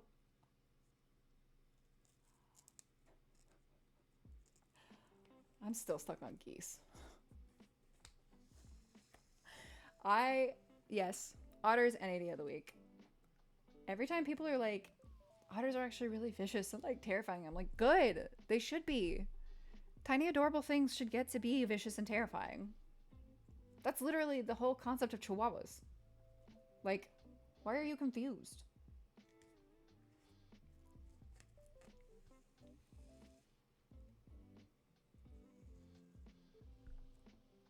I also have slow mode on, so I do apologize. So if you're sending stuff and you're like, I have something to say right now, it is like a 3-second wait or something like that. Mostly because I don't know how to turn it off yet. Raccoons are vicious. Raccoons are vicious and horrifying. And I love them. And their little hands. It's the little hands. They're like little people. I feel like there's that, I think it's TikTok, where the guy's like, white women ain't afraid of shit. And it's true, because it's always white women holding a raccoon. It's always. He's not wrong. He's entirely 100%, 1000%, in fact, utterly correct.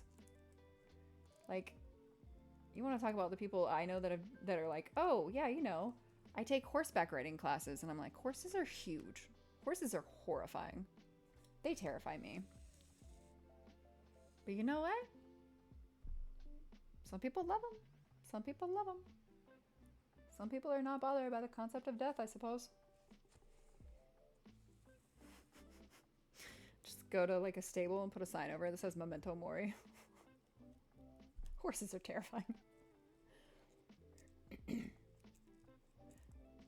This is probably why I was pretty anti-camel for... Tiny horses are the best horses, okay? Tiny horses... I'm not sure they're, like, genetically sound. I'm not sure they're, like, meant to exist. Sort of like pugs. I love pugs. I will never say anything against pugs. I love pugs. My godson is a pug. His name is Frank, and I love him. But I feel like you see some pugs, and it's like, oh, you're not long for this mortal coil. You know what I mean? I feel for some of those critters that, like, I'm not sure you're supposed to be that small. Like, what are they? The, like, miniature button whatever Yorkies, and they're, like, at fully grown, they're like 2.5 pounds. Something like that. Like 3 pounds, maybe. I don't feel like your organs function if you're that small. And I might be taking this a little too seriously. I probably am, in fact. I'm probably being a little too literal. But really, though? Humans are weird. Humans are weird.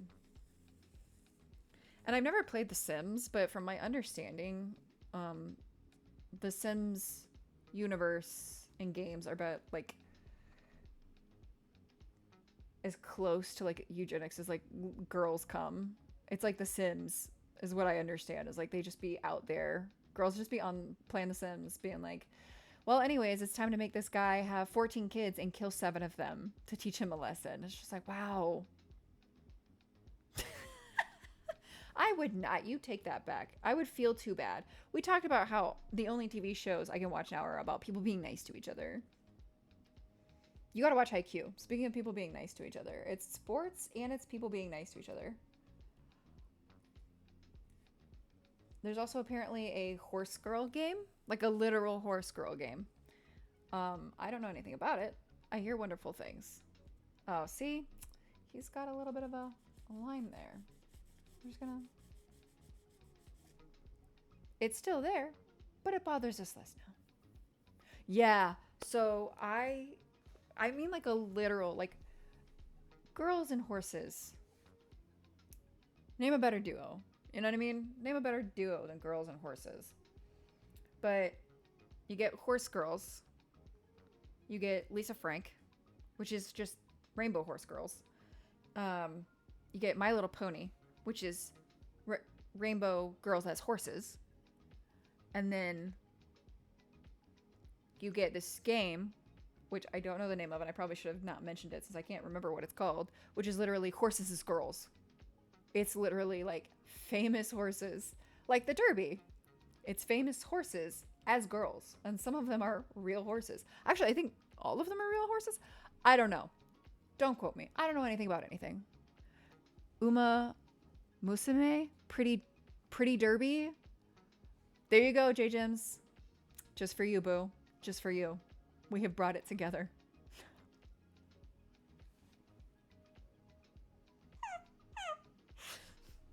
This is going to devolve into horse girls, isn't it? I'm not ready for this.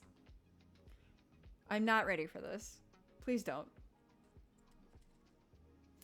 But Yeah, it's literally famous horses, from my understanding. Actual race horses.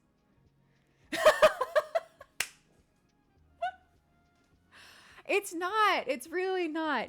They all race, and my understanding of it, which is very minimal and only brought to you by TikTok, is that they race, right? And they have like reasonable stats to what the horses actually raced as. And then you try to make your horse win, and I guess you bet on it. I don't think there's like customization. I don't think you can interact with the horses in any way, really. I think it's so you've got, My Little Pony, which is girls as horses, and then you've got this game, Uma Masume, Pretty Derby. Musume? Uma Musume? That's how I'm assuming you say it.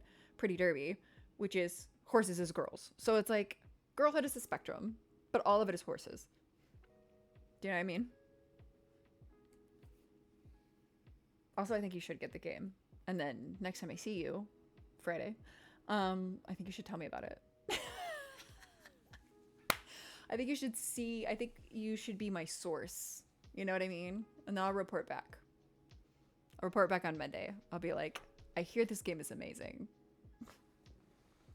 People love it and people get really like invested. It's just, I feel like if you add gambling to anything, people will get into it. People will get invested. People will be interested. I'm never going to finish this because I'm just going to sit here and keep talking. But people will get invested and people will put their heart and soul into something and be like, all right, I really want my horse to win. As a matter of fact, there was one horse that had horrible stats because, again, it was based on a real horse, and the fandom got really invested in trying to make sure that this horse could win a race in the game because it never won a race in real life. And so they got very invested. Look it up on TikTok, actually. The videos are really funny.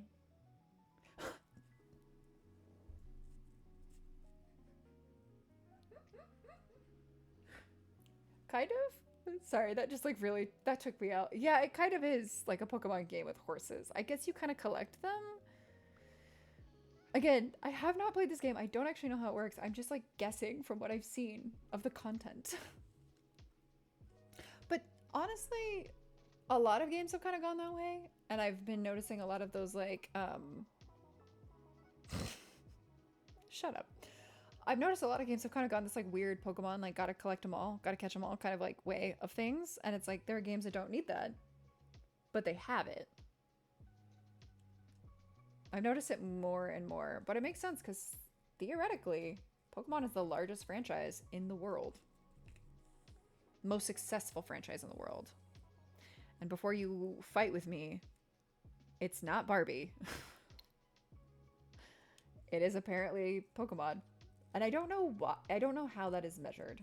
Because I often, as someone who worked in analytics, I'm always concerned and intrigued by the concept of metrics and how things end up on top where they are, right? So is the metric based on sales, or is it based on sales of the fact that there are 9,000 Pokemon things, right? There are 9,000 Pokemon versions. There are games, there's Pokemon Go, there's always something new coming out. Is it based on, like, do they add in sales of, like, stuffies? Which is, again, I would like to reiterate, kind of wild, because I feel like Barbie is deeply universal. And I feel like Barbie's been around since the 50s. And so you would think that Barbie would have this in the bag. Or I can't even think of another toy that, like, has that many versions of something. Because every few months, there's Rollerblade Barbie. There's, I don't know. Ooh. Birds. Sorry, I'm very easily distracted. But there's a Barbie for everything. Barbie went to space. Barbie became a teacher. Like, Barbie did everything. She's done every job. She's gone everywhere. Like, she's done everything. She rollerbladed. She, danced. She was a dance party instructor.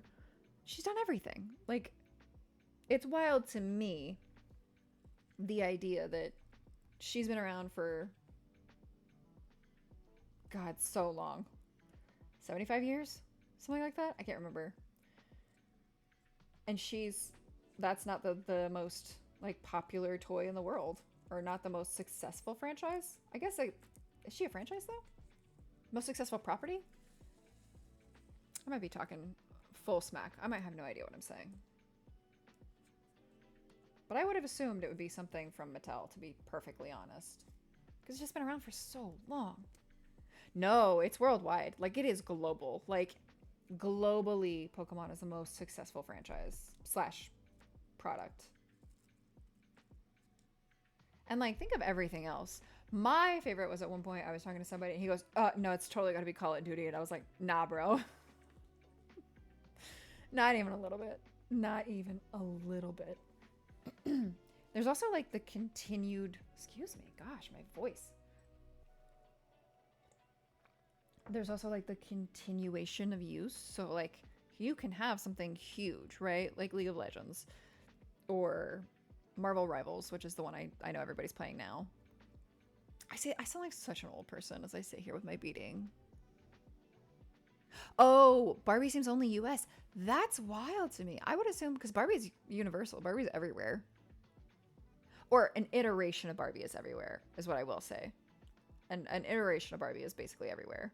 She's been everywhere. There are Barbie stores in Japan. I've been to them. Well, not inside them, but I know that they're there. But I don't remember what I was saying. This is my life. My voice is given out now. I'm just talking.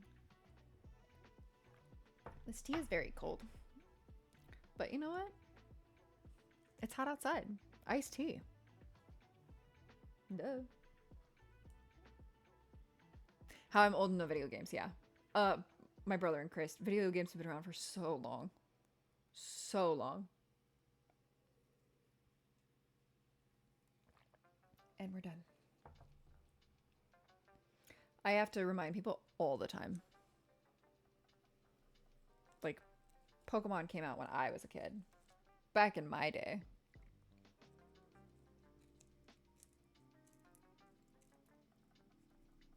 Granted, I didn't play a lot of video games when I was young. That was not my lifestyle. Video games were a bit rich for my blood. It was a bougie lifestyle. But a lot of my friends, I'd watch a lot of my friends play, like, video games. My brother had a Nintendo 64, a lot of Star Fox in my house. We had Super Mario. That was, like, it. But, like, yeah, video games have been around for a really long time. Or some iteration of them.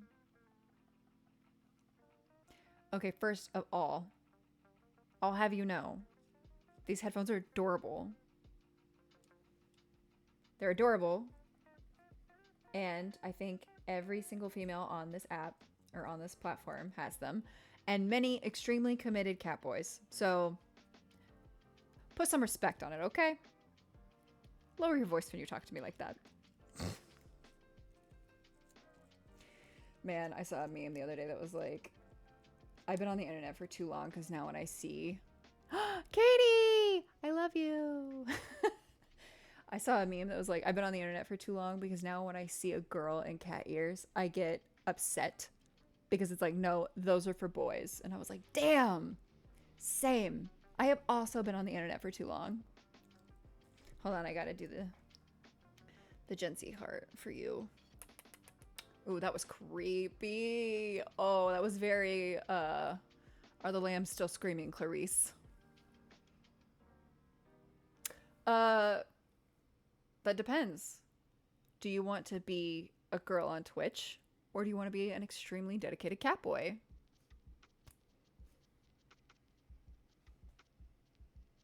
Porque no los dos.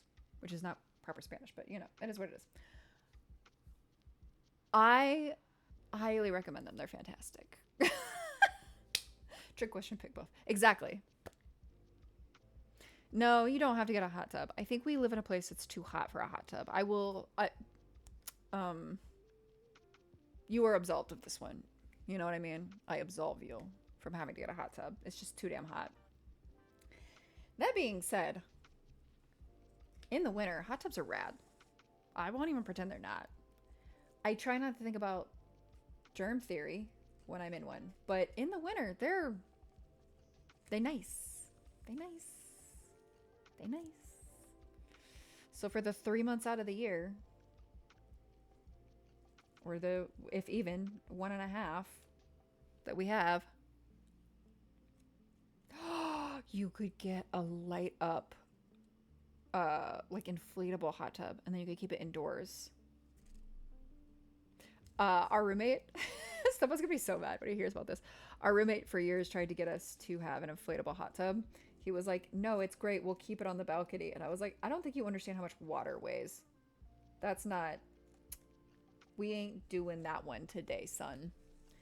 And then several years later, proceeded to send me a video. Like, you were right.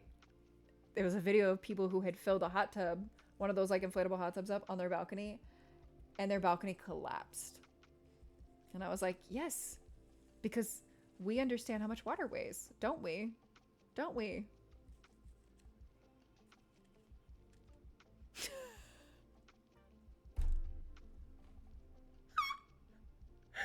So Frank has already come up, Katie. So I hope you appreciate this comment. Frank hates the pool. That's actually the funniest part. They got a little blow-up kiddie pool for him. He hated it.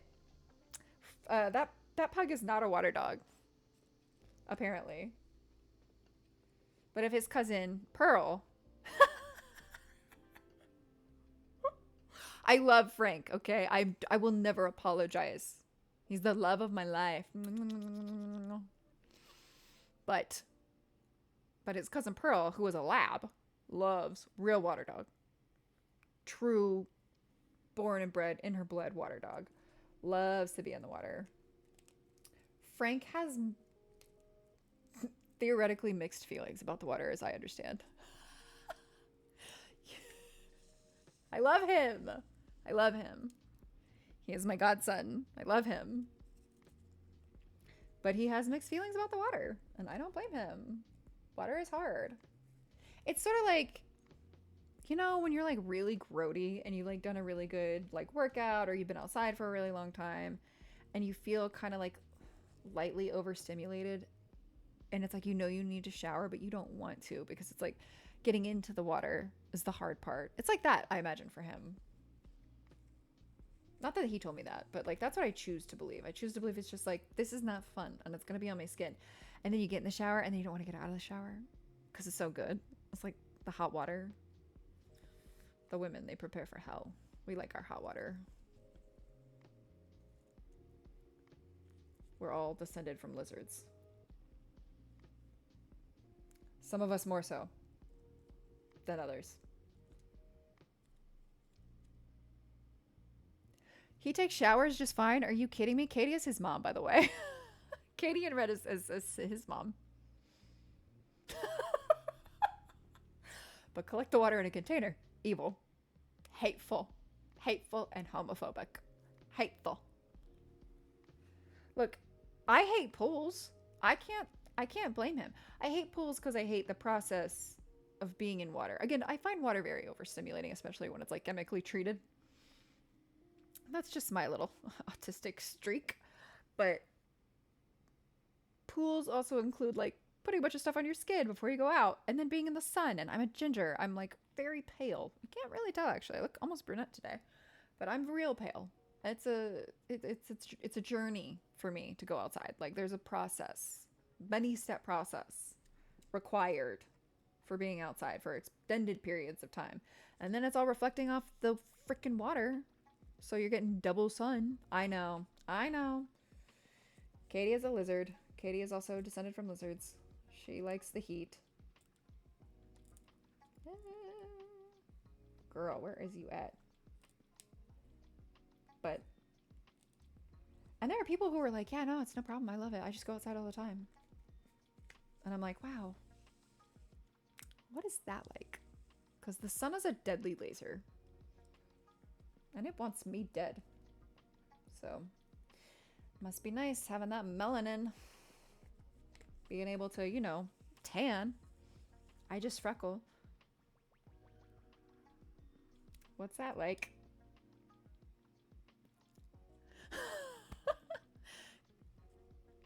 You know what? You're doing the Lord's work here. You do it, J. Jims. You do it. You go tell them. Tell them what is up.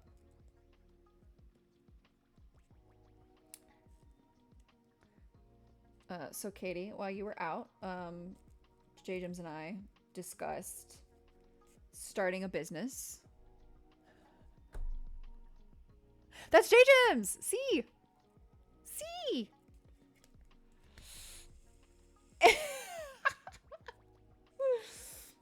I just bring people together. Yes, we're doing Fox Hub. And we're going to train tiny, theoretically enchanted and or magical foxes. No other hubs. We're not getting confused with any other hubs.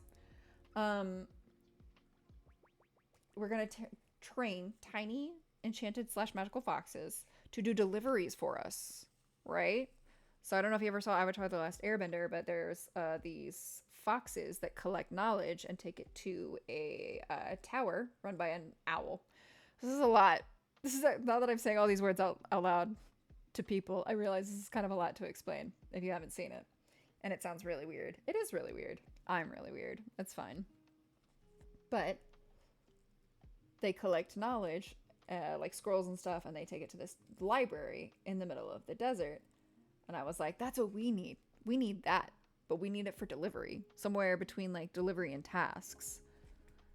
And then that got us onto the topic of, well, what kind of animals do what tasks? So far, we have all agreed, and by all, I mean me and J-Chips, have all agreed on alpacas, foxes, alpacas, theoretically otters, because they're adorable.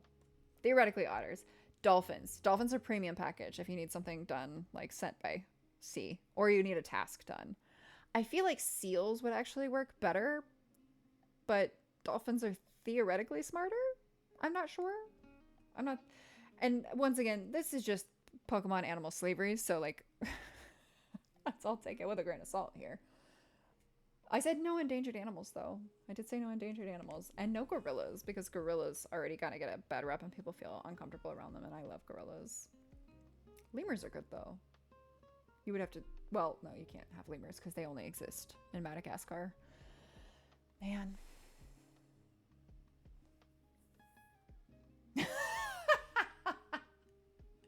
That's what he said. He was like, I'm going to go get us some investors. I feel like this is extremely believable. I feel like we could do this. Oh, and then for our prank package, if you really hate someone, you send them a bag of gummy dicks delivered by a goose. A really angry goose, right? 3 shirts. Yes, we need 3 shirts now. So if your boyfriend cheats on you, you send him the goose package. You give him the honk, you know what I'm saying? Get honked, nerd.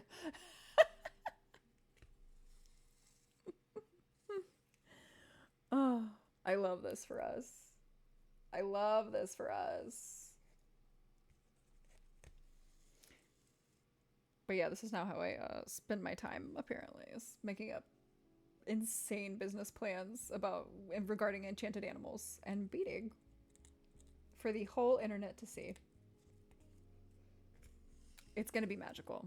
Don't you worry. We're gonna make billions and billions and billions of dollars on probably just the geese alone, honestly. Like, imagine the vengeance you could get sending a goose to somebody who has wronged you. Maybe that's what we'll play. Maybe we'll play Untitled Goose Game on Fridays. I think everyone would enjoy that. I did bring up the horse racing game, which I will not be explaining again. You're just gonna have to watch the VOD, because my god, that was a time. It's in the chat. Don't worry. You can scroll up and see it.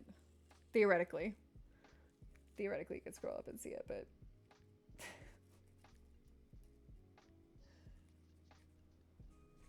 the gambling. How gambling makes all games better.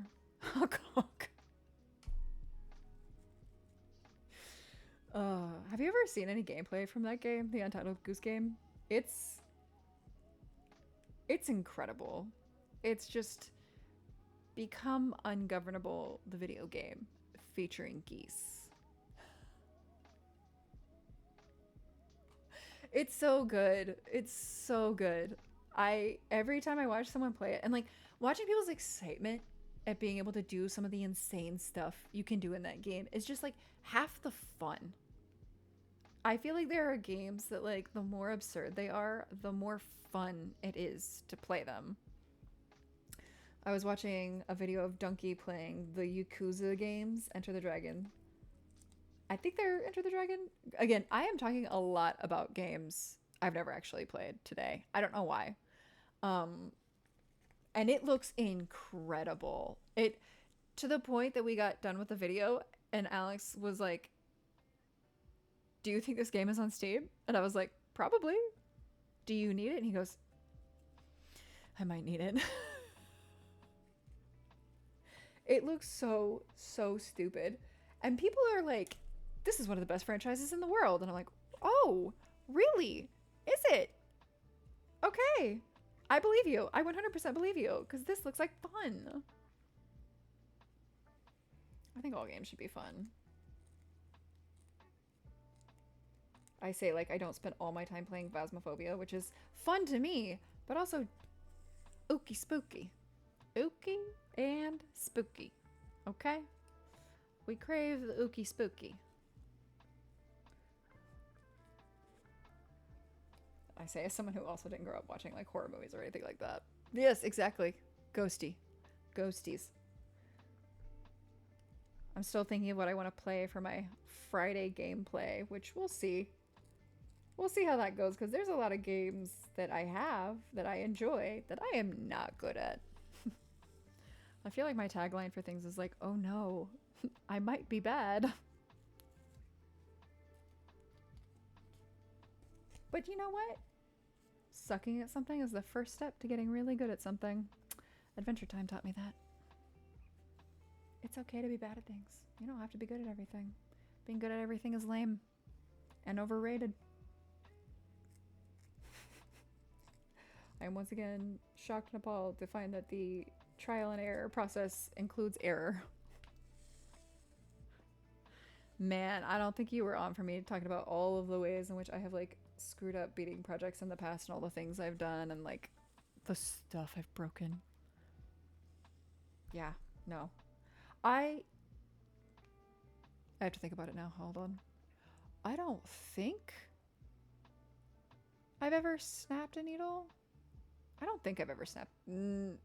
Actually, now that I say that, there's a very real chance I have. But people talk about it all the time in the beading community. And they're like, "Oh yeah, you know, snapping a needle.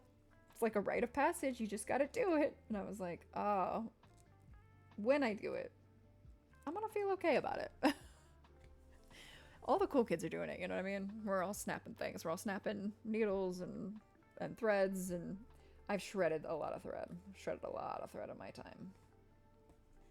All those like edgings that have like the little rhinestone looking bands on them. The fixtures or the findings? I don't know what you call them. The thing that holds the rhinestone in place. Little hands. This thing? They shred the crap out of your thread. They shred the crap out of your thread.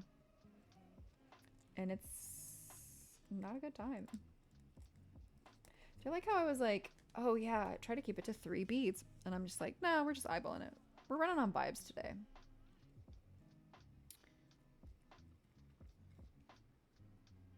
Okay, we're officially getting to the part where it's like hard to maneuver without changing the direction of the project itself. Okay. And that's a whole other needle of worth of beads, man.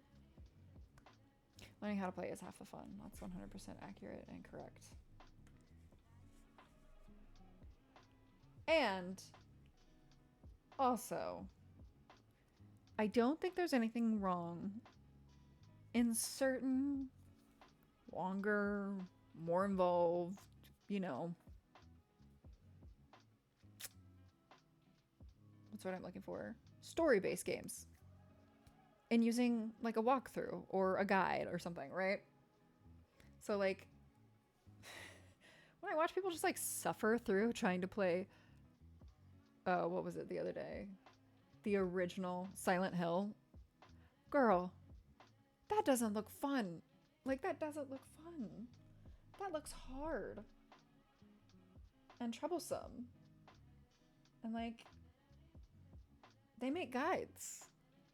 You can use them, at least for the puzzles. That being said, a lot of those older games, everything is just like 1 pixel, so it's like hard to see what a lot of stuff is. And I think that's honestly the hardest part.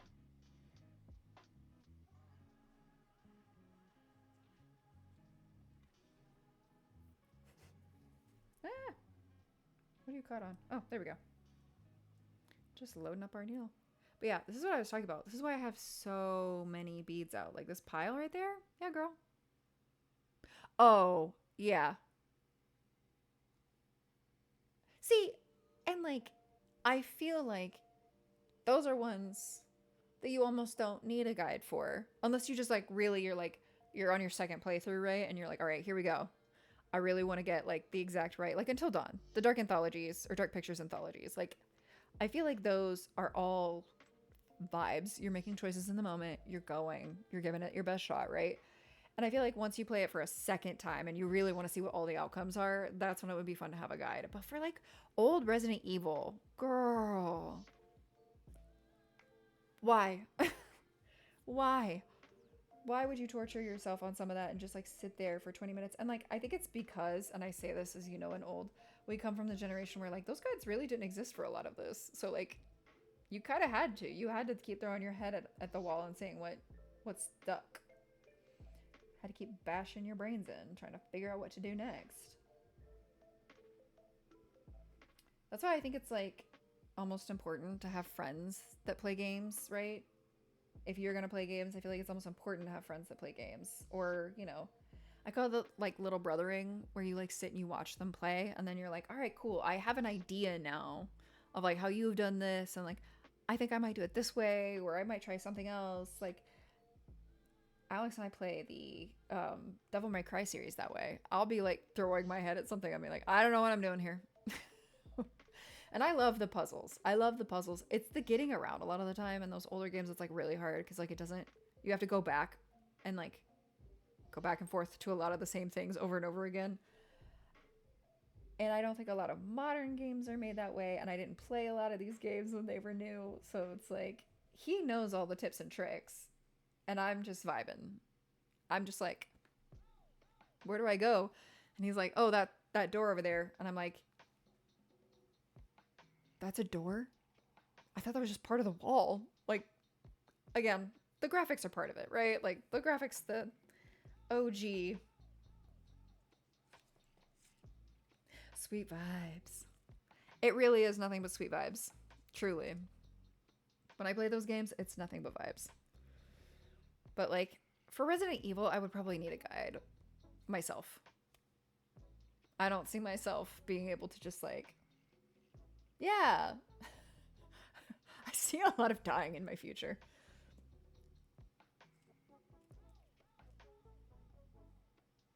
But you know what? As someone who's never played Resident Evil, maybe that's part of the journey. Maybe dying 5,000 times is actually the key to having fun.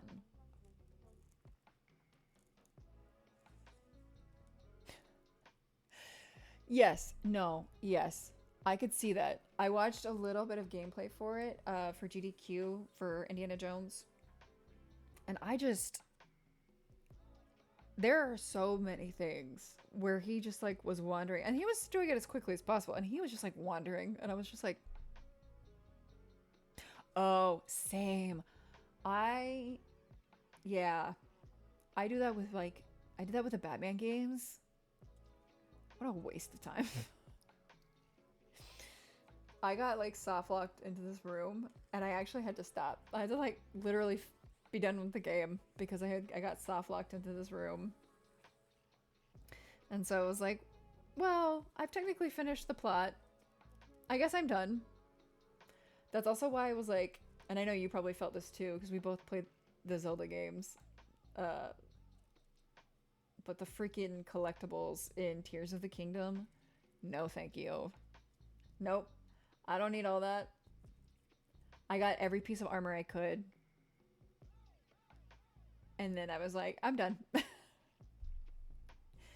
It got to the point at the end of that game that I had like done so much. I had like collected so much stuff that I think I used like a tenth. I think I used a tenth of what I collected in that game. Like, if even. There's so much. There's so much. There's like, I think 150 something hours of gameplay, and that's just assuming you're only gonna do like relevant things. This is why I couldn't get into Persona. I tried to play Persona 5. Girl. It's just too much going on for me. I need it focused, okay? I sit here with my beads and my... directly inside my face. I need it a little more focused. And like, people love that series. People put hundreds of hours into that series, which is wild to me.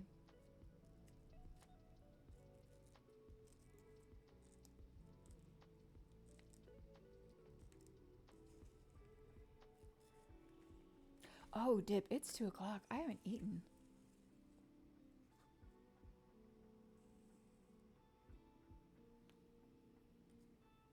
Oops.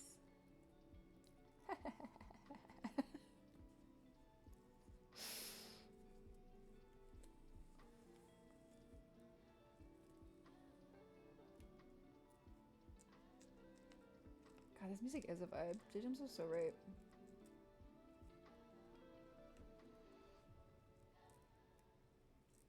I was actually worried I wasn't gonna be able to like see anything. So I'm doing it upside down now, and that's making everything a lot easier. I forgot that he could move. I hope my husband's not watching this. He's gonna yell at me if he finds out I didn't eat lunch yet.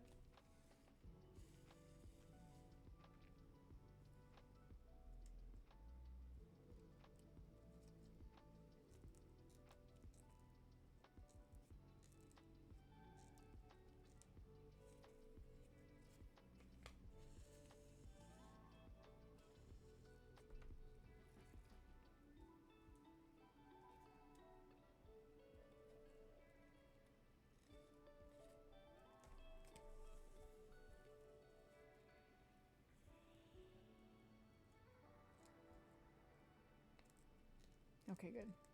I don't think he's on to yell at me.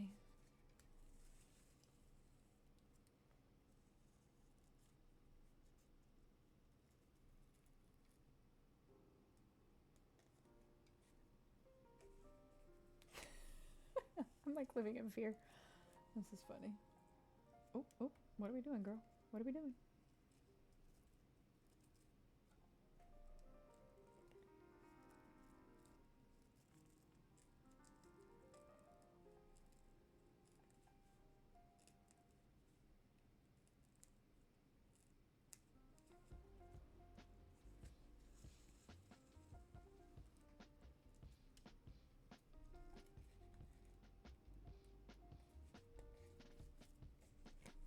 I think that's correct. We're gonna find out.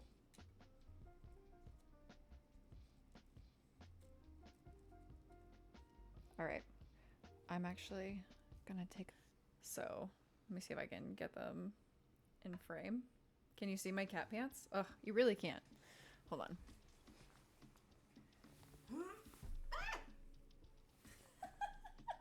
I like how I've decided that the face camera is the one that this needs to be on. But yeah, I've got cat pants on today. My Japants. They're from Japan. My Japants. Actually, these were ordered from Japan. But, technically speaking, I have other Japants that I bought when I was there. I have a series of Japants, okay? A series of Japants. Japants. I like rushed through and ate like a bowl of Wheaties. Not Wheaties. What is it? What is the word? Shredded wheat. I don't know what a Wheatie is. I just know they put sports people on. Do they put non-sports people on Wheaties? Do you have to be a sport person?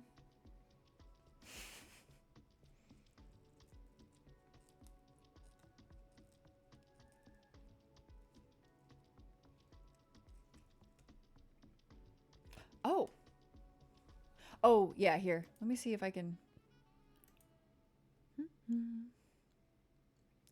So chat has slow mode on. Let me see if I can turn it off actually, which gives it like a 3-second delay. Oh, 13 seconds. Girl. What? Girl, what? What? Let me see if I can fix that. Okay, but I need to leave chat. So 13 seconds. Let me turn it off and see if that works.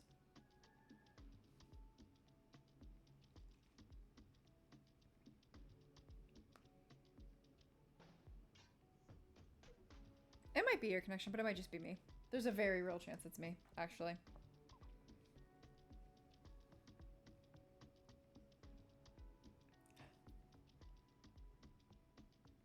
That's cute. Y'all are all very cute. Yeah, no, let me know if it keeps up, because it might be my connection. I might be slow. I mean, I am slow. I may be slower. Girl, we might just be slow today. It's okay. We're allowed. We are allowed. Allowed to be a little slow. It's allowed.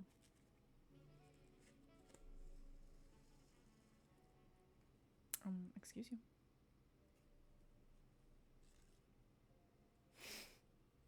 Well, I would.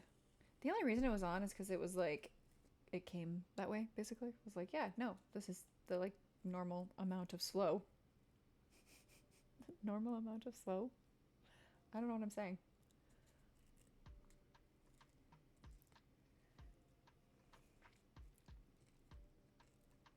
Maybe it just doesn't like you.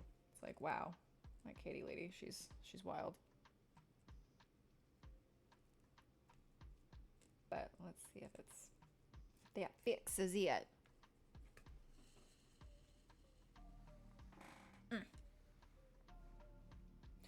I hope you're enjoying this and seeing. Exactly. I hope you're enjoying this and seeing just how long it takes to like sit and bead and do some of this stuff. And this is what, you know, the boys always talk about with the idea of like, once something is bigger, it's actually a little bit more annoying because you're still using tiny things and you have to make something big with tiny things or work with tiny tools. Like, it's the same concept. Let me tell you what.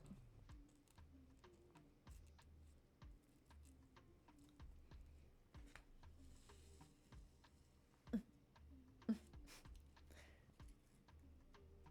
think I must have pulled my thread at some point and now it's like giving me difficulty. I also made myself another cup of tea. Because I live off of tea, which you know, but I really do. I will have something like half my water in a day probably comes from tea.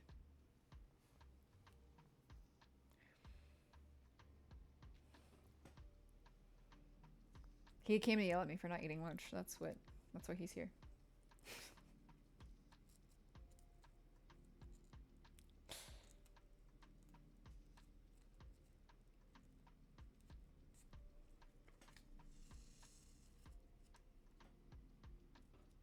God, this music is a vibe. I'm digging it. Understandable that he yelled at me? Wow.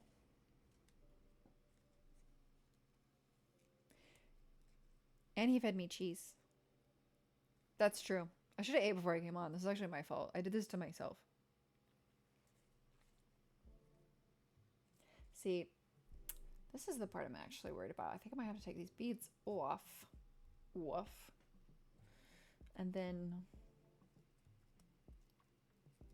Yeah. I could maybe do that many. I'm very good at articulating what I'm doing while I'm doing it, obviously.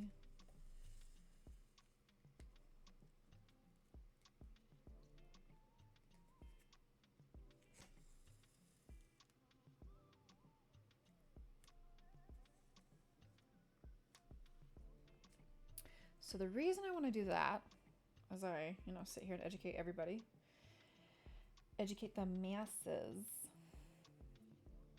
is because I want a cleaner edge. So sometimes you just gotta take off your beads. So you'll have a few, right?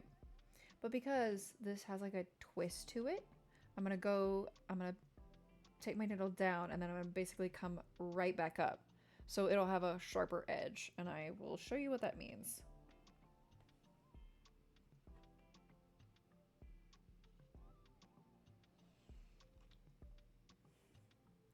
But this is the needle that we're putting all of our beads on. Basically gonna go down onto basically that hole we already have.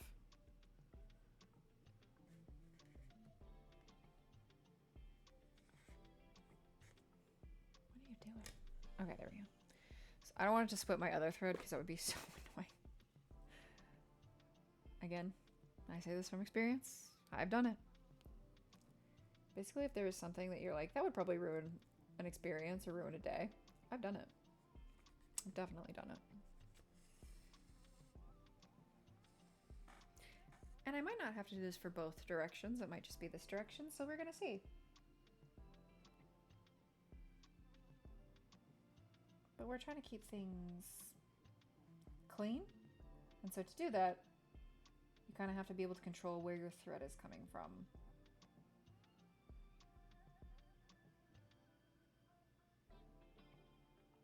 Because I have to sit here and like count these and pick them up. Gotta keep up my streaming energy. Okay. That's like perfect. You see? You see? And there would be like a little bit of space there because you're gonna have beads all in this, right? And theoretically we might not need to, because it's got kind of a rounded edge, right? We might not need to like go down and come back up again. It might just be the one time. Okay, calm down.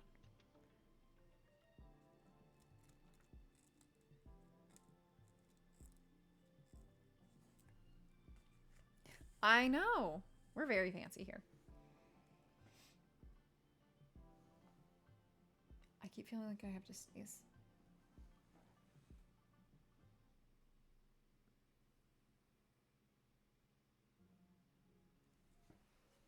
No.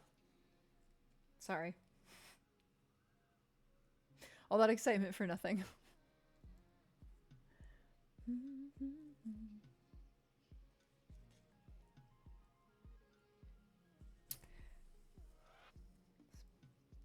glad this music is working out as well as it is, because I'm enjoying it. It's like, is it Chill Hop or is it the entire soundtrack to Black Panther as made by Kendrick Lamar?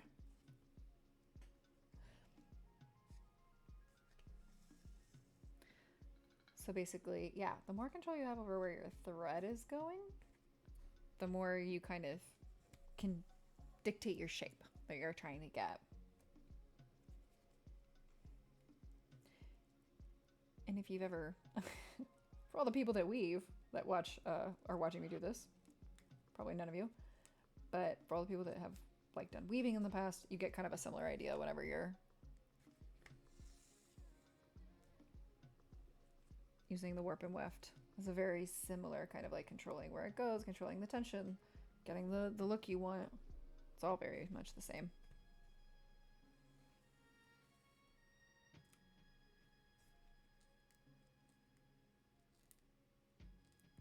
All right, I'm gonna try something. Let's see if I can get it to go just around without like bowing. So the reason you usually want to do it the way I've been doing it, where you like go down and come up, is because whenever you try to do a curve, sometimes what will happen is it'll get really tight and you'll just have one bead that's like pinching up. It goes up instead of like laying flat. It's very annoying. So, we're gonna see how this lays. We're all in this together. Okay, so this looks good so far. We like it. We're into it. I'm into it. I don't care about you. I do care about you. I love you deeply. But I'm gonna see how everything lays whenever I put it out to go around the corner, because I've at several points in time have allowed things to sit wrong, and then I've had to come back and rip it all out, and it's hateful and heartbreaking, and nobody wants that. Okay, this might be too many. We're gonna see. These are the fiddly bits. Like, these bits are pretty fiddly. They'll be fiddly. You'll see. You will learn today. No, not today, actually. You'll probably learn at a later date, because this is a lot already, but how do we feel about this? I don't know.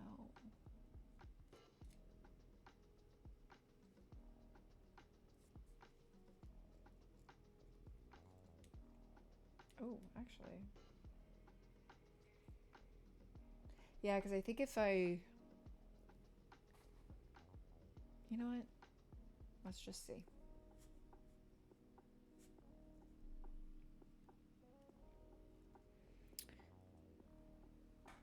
Go back over here. I have to kind of keep my threads separate, because otherwise I will basically tack or sew into my, like, holding thread, and then it will just, like, not move. I don't know what this was. Mom, help! Mom! Okay. How do I want this to lay? Is it gonna lay like that? Let me see if I can make this work. I might not be able to.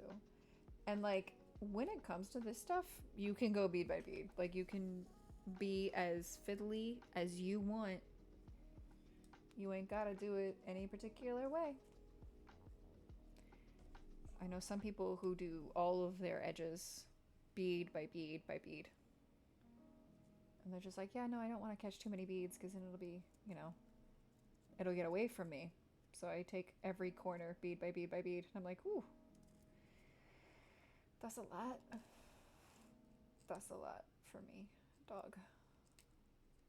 But good for you, I guess, if you have that kind of, like, patience.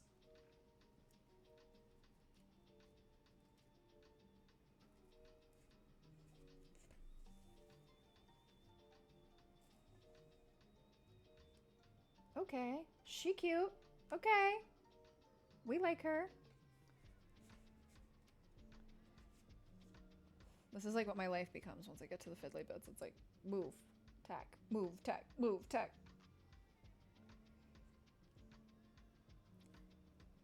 Well, the annoying part is, like, this won't go around this, so I'll just go, like, the other way, basically.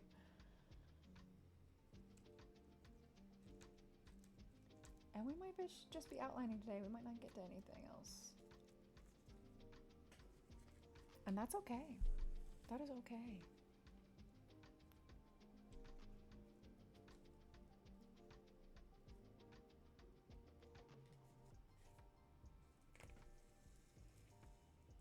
I know what you think you're doing. You ain't doing that. Oh, thank you, my love. Sorry you have to work. That's lame. Stop that.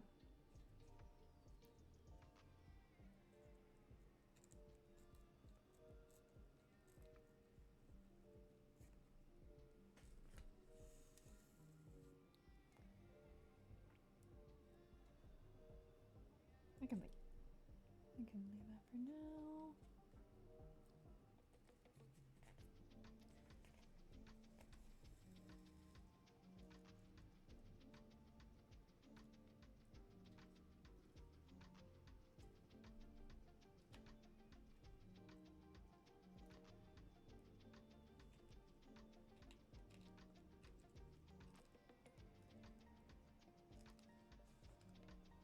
I feel good about that. I feel like that looks cute. It's not too much one way or another. It's got, you know, the general shape. General cat ear shape. Okay, now. I'm just like breathing deeply. I'm sorry for everybody involved. Now. Do we want to go to add one more bead here? You know what? Yeah, I'm gonna do it. I like to live dangerously. Do I want one or two? We'll try two. Let's try two. Why wouldn't we try two?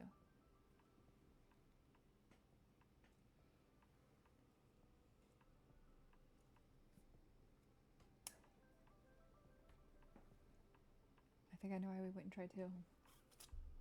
I think it's... Oh, sorry. I think... I'm gonna try one. Let's try one. I can always add it back on. You could just pull it off. You may marry to it. You may marry to that bead. You good? What does one look like? Oh. And oh.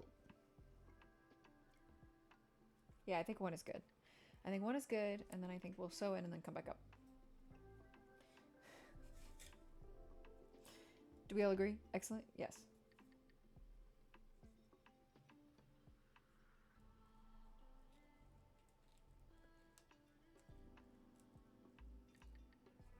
Girl, if I could get the... There we go.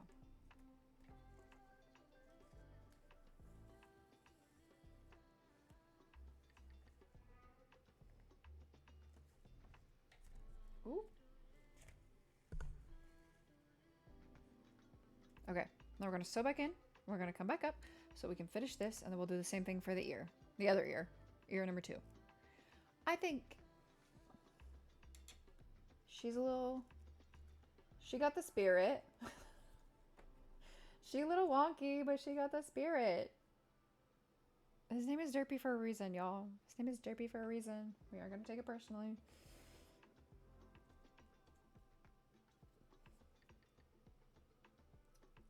To go basically up under wherever I've got my last one.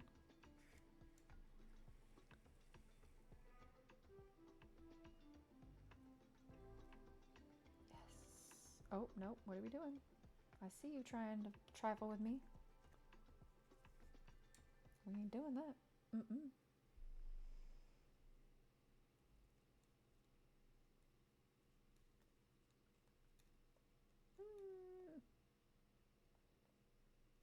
So violent. Okay, that's a little bit better. Oh no, don't do that. What are you doing? Are you caught? You are. See, this happens all the time. And it's fine. There we go. That's another reason I like having this hook, so I can see like everything I'm doing behind. Because otherwise I was about to catch that. Okay. Now we just beat across the top of this. Pick up some more of these blue beads, these purpley blue beads. Girl, once this catches the light, once I have this in my hair and it catches the light, it's gonna be beautiful. Like, it's gonna be amazing.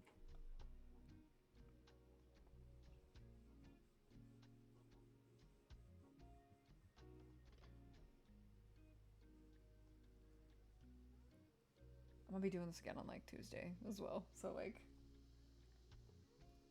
that's the hilarious part.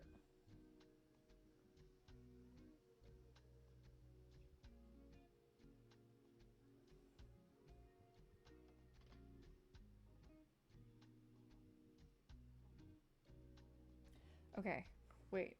No, that's okay. Never mind, I'm a liar. Do you see how this one's like a little bit smaller than the other ones around it? I wouldn't throw it out of bed. I wouldn't toss it off the needle, you know what I mean? But if it was any smaller than that, I probably would.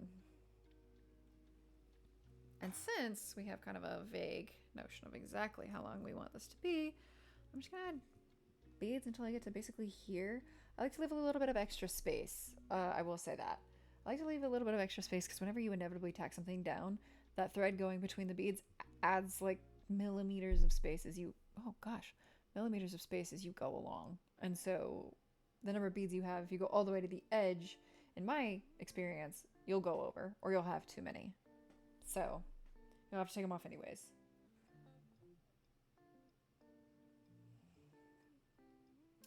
Guys, I'm so professional.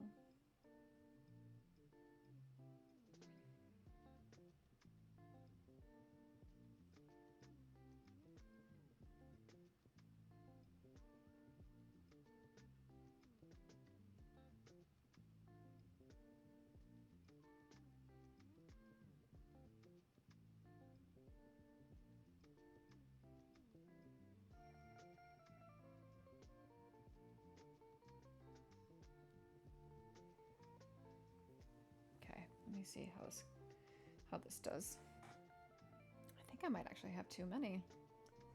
Oh, I definitely...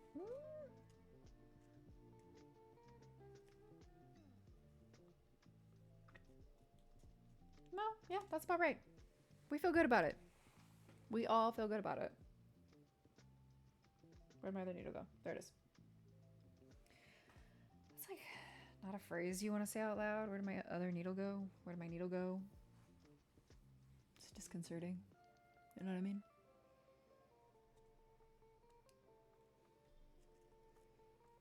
I was just so excited to start this. I can't wait to be able to wear this.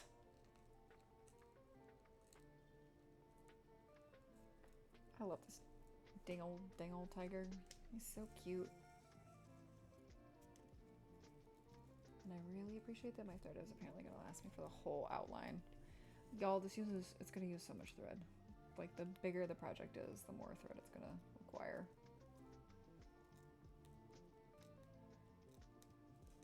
Obviously. I don't know why I said it like that. Like we couldn't tell. We didn't all know. I could also see how like poorly I drew this because I've been like keeping it pretty close to the line, trying to keep it consistent with the line. I can see how poorly I drew it because it's so goofy looking.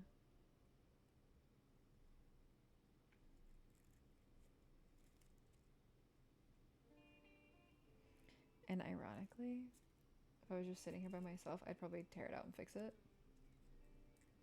I'm not doing that. We ain't doing that today. It's fine.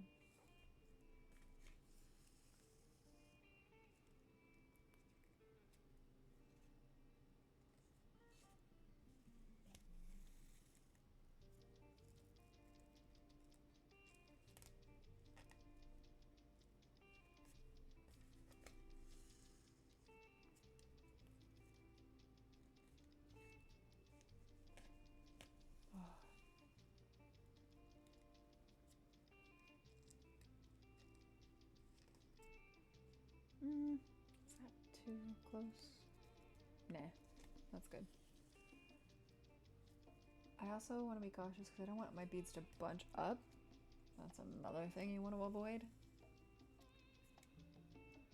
So if you put your, if you tack you bring your tacking thread up too close to the beads in front of it, and then you secure them, you can end up with this like hump in your beadwork. You don't want that.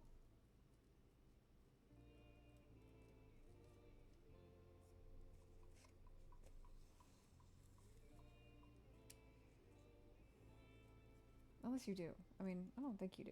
I guess if you were trying to add texture to something, you could have it there. Do you hear? I'm like, everything is valid. Everything is fine. You can do anything. There's no right or wrong.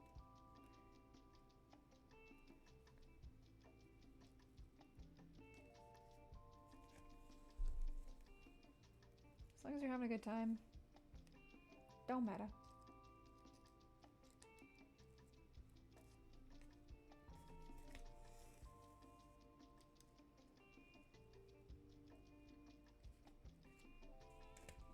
I'm so close to done for this outline. We're gonna see. Oh my god. This whole stream was like so information heavy at the beginning. I feel so bad. Because now I'm like silent. I've said everything I need to say.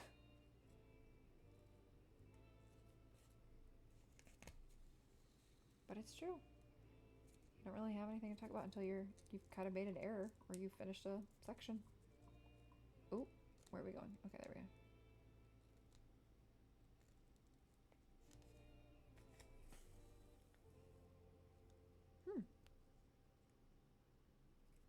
Okay, cool. Still doing good. Oh, this is so nice.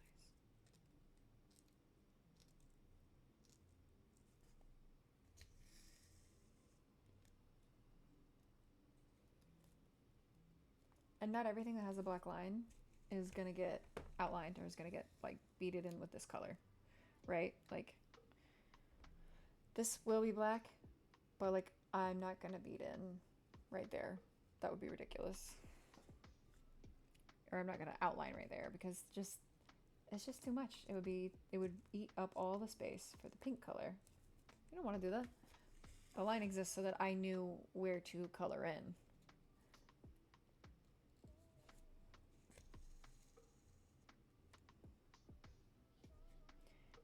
And I'm sure some people would be like, yeah, no, that's totally fine. You can totally beat that in. And I'm going to be like, I can't, but y'all probably could.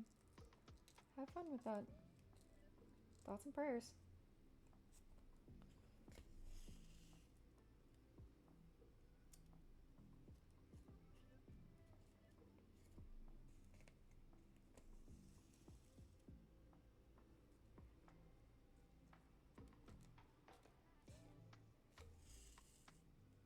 I do think this is going to end up being too many.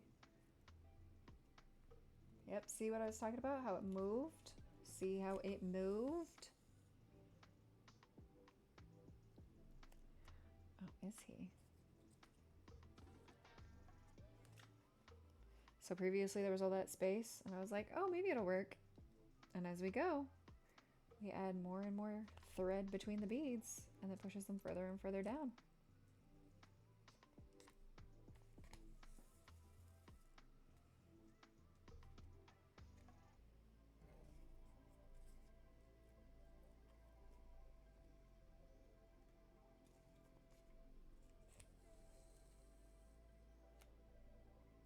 Okay. Not to be crazy. No, yeah, I think I'm gonna just get rid of one of these. Let me see how that looks.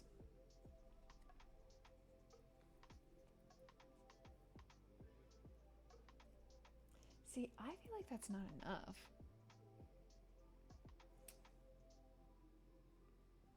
Let me see. So assuming you're there. Oop, oop. Calm down, sir.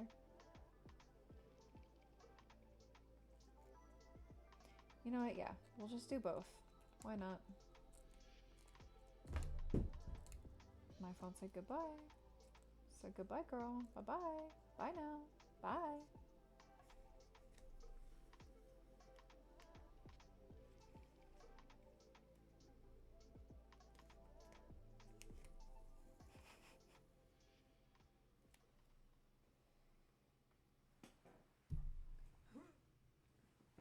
There we go.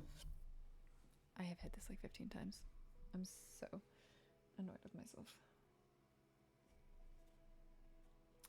She might not be able to be trusted. The she is me. Okay, you go over there. You come on back here. No, no, no. We're not playing that game.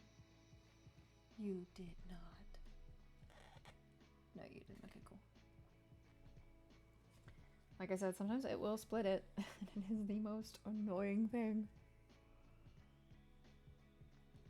There we go.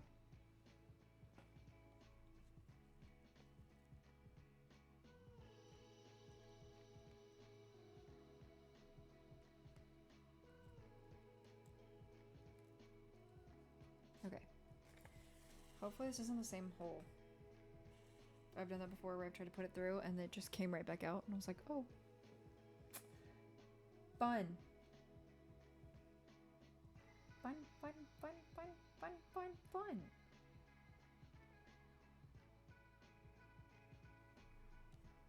Those look good.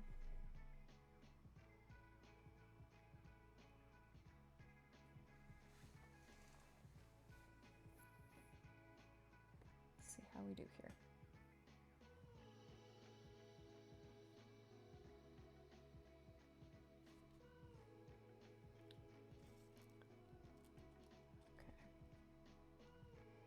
That looks okay. Yeah, that looks fine. Yeah.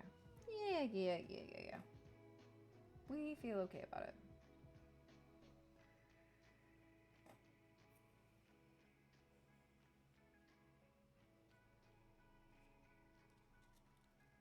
But you see what I'm talking about? Like this thread that I put all my beads on was massive when we started. And now it's like small or smaller. You would think you'd use more tacking thread. I don't know. Maybe you do, maybe you don't. Maybe it's because you're holding it taut versus just, you know, making tiny stitches and going. Okay, good. Who can say? Who among us?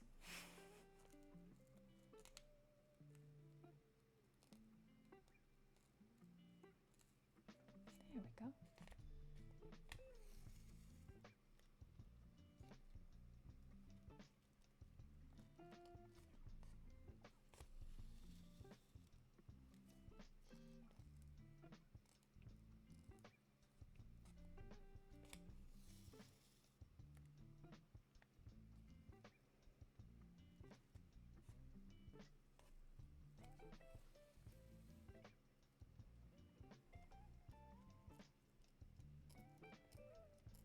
Alright, now, once I get this bad boy down, we're going to do the fiddly bit.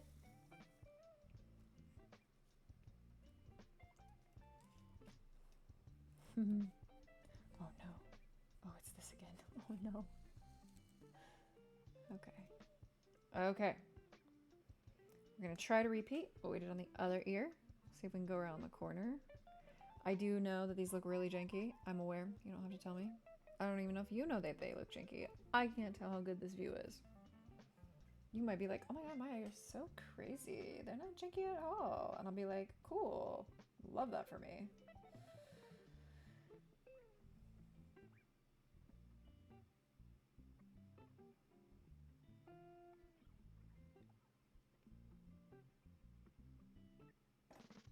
Oh, I think this might be too many. No, I did this again where I was like, it's too many. It's not. It's probably not even enough. If it is too many, don't laugh at me. Do, do, do.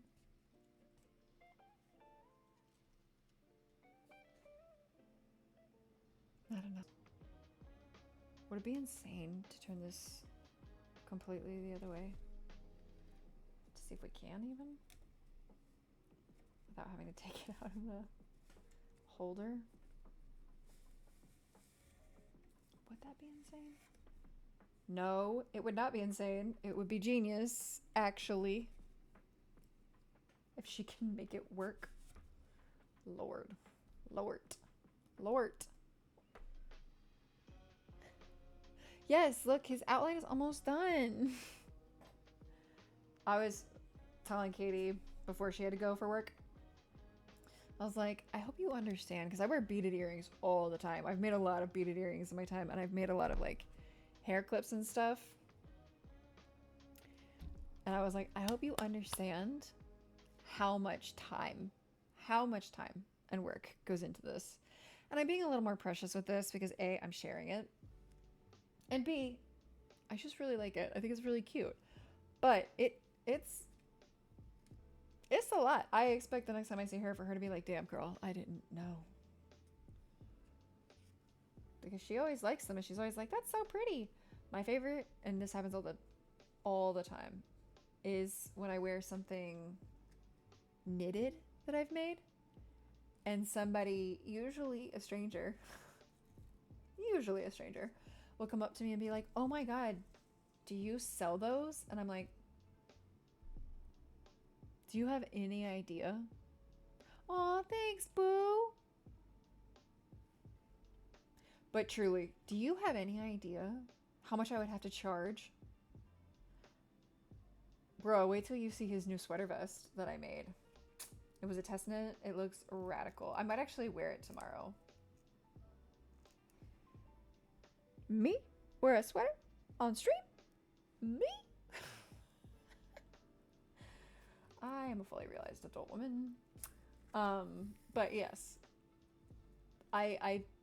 We were in Austin somewhere and this lady was like, I love your shirt. And I was like, oh my God, thank you. I made it. Because when you make things, you're not gonna not tell people. It's half the reason. It's just to be annoying.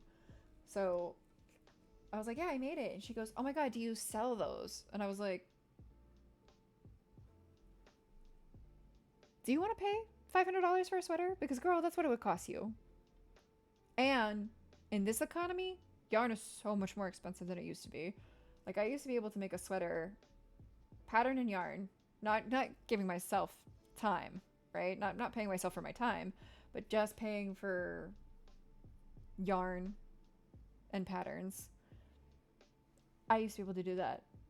$60 max. Like that'd be like a big sweater with like multiple colors, right? I went to the yarn store the other day, and you know, I understand. We all gotta make our coins. We all gotta get that bag. I get it. It was like, I think the cheapest skein of yarn that I found, which a skein is like, I don't know what you know about yarn, J-Gems, but you will learn today.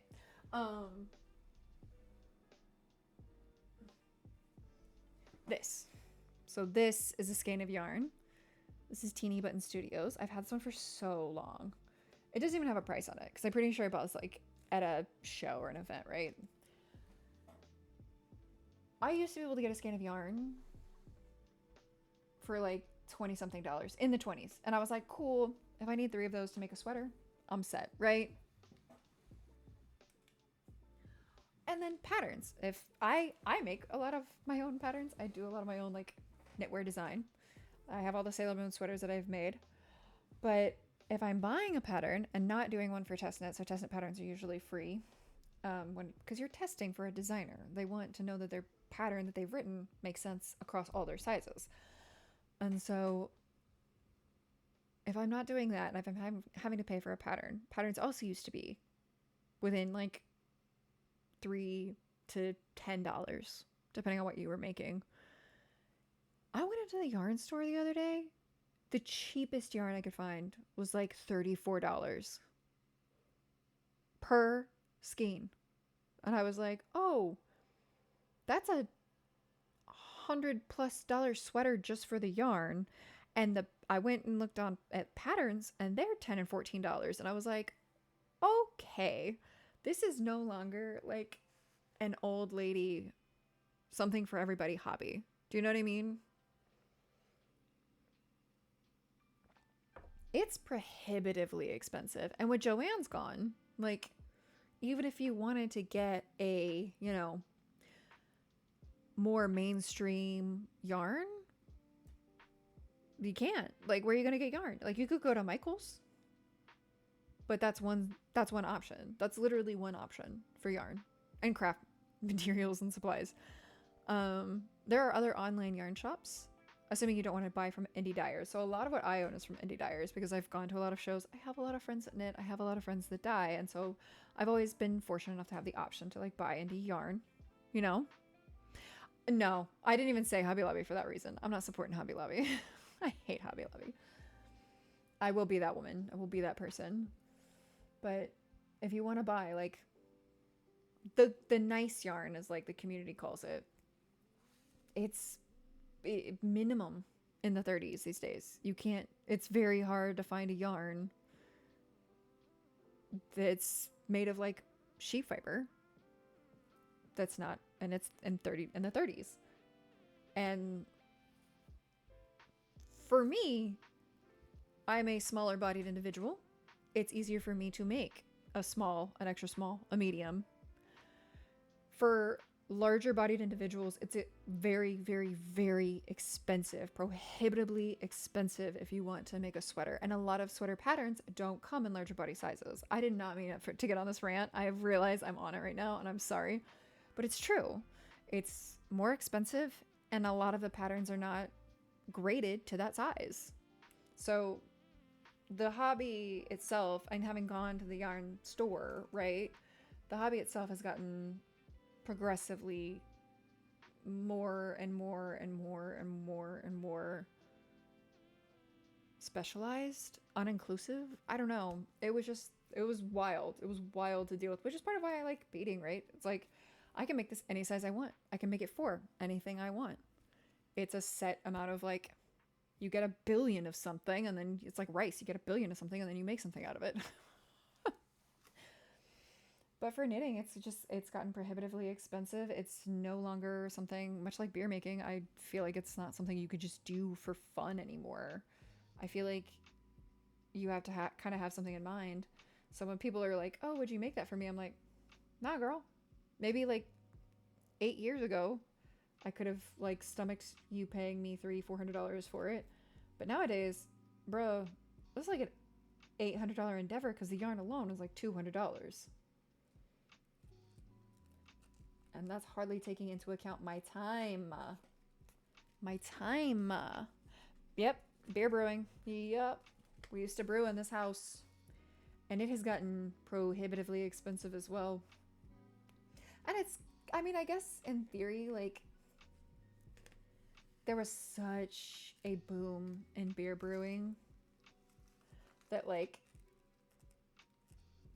I kind of understand the idea that if somebody's trying to start a business or turn a profit, like, they need larger amounts, they need larger quantities.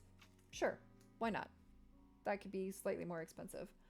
But yeah, a lot of things have gotten more expensive. I feel like such an old, like back in my day. Movies used to cost a nickel.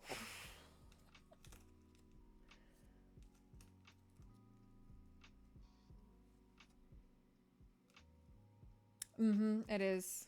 It is capital. Oh, capitalism taking over DIY. Speaking of, that's exactly what happened with Joann's. They got bought by a private equity firm, and the private equity firm just like sucked all the value out of it. Same thing is happening to Knitpicks right now, which is another yarn dyeing company. It got bought by a private equity firm, and now they're having all kinds of issues. Like the quality's gone down, people aren't getting their orders. Their orders are infested with like moths and weevils and stuff because the quality is not what it used to be.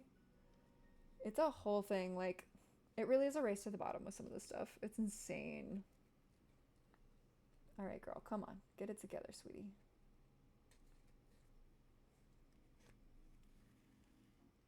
Okay.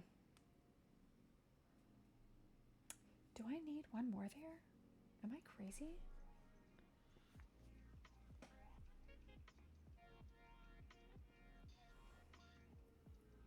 I'm gonna check it out. I might need one more.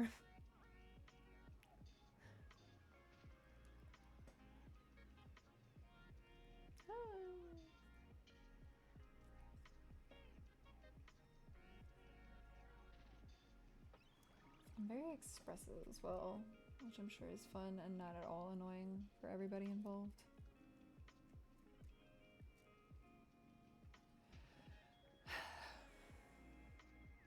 Yeah, no, I think that needs...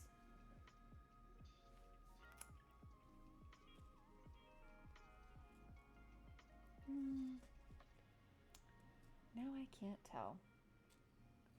This is so much of what I do. It's just like, do I like this? Is this fiddly? Is this insane? Okay, I'm going to take it out for now, and I'm actually going to be done because here's the thing. Everything will, like, grow. Can't get a ball of yarn for your cat because you're too poor. I might have some if you need some. You know. I am a generous god in this economy. But it's very true. It is very sad. It's always sad to see something that like was awesome and that you got in on like very young kind of start to suck. I understand that's how people feel about a lot of things though.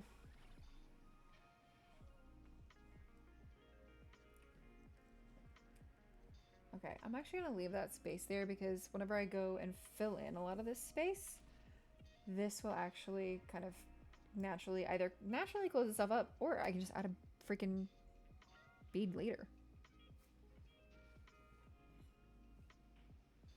Nothing can stop me. No power in the verse can stop me. Okay. Let me check one more thing.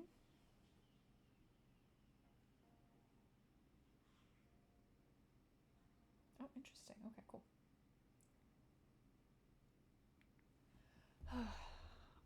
Alrighty. I am too powerful to be stopped. It's actually part of the issue. That's part of the issue at hand. So I think I'm actually gonna be done for today. I'm gonna call it here. Oh, I know you're about to fall. No, you're not. No, ma'am. Because otherwise I'm just like going back and forth on this color, and theoretically next time you see me I might have done more, but just for sitting here and doing this. I know, it's your fault. I was like, damn, he's back, time to go, it's time to leave. I'm tired of his crap. No more for you.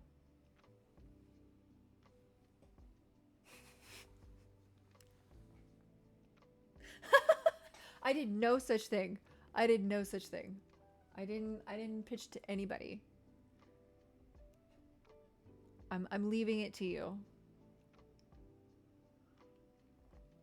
Although, when I was talking to Katie, I did realize, she was a part of it. She was very interested. I did realize that theoretically, seals might be better than dolphins because they got those like little grabby hands. You know what I'm saying? Otters have little grabby hands. I think grabby hands are necessary. Grabby little mitts. I think they're necessary. I think they're a value add. Hippos for watermail are good. You know, hippos kill more people than sharks. This is neither here nor there. I say as I try to wind down. But hippos kill more people than sharks every year. And they're vegetarian. Like, imagine being a vegetarian and being that full of hate. As I describe myself. And you just kill more people than sharks. I love that fact. I think that's hilarious. But, yeah. I think I'm gonna stop the recording here. I'll be back tomorrow, theoretically. The Hitman tour? I like that. We need a tier for Hitman. Hitman? That's where you bring the otters in. Otters are real smart. It'll be like chimps, hippos, otters. Because you need really deep water for a hippo. You don't need deep water for an otter. And everybody says they're vicious, so why not? Alrighty. Bye. That's right, you will. Either here or somewhere else. Peace.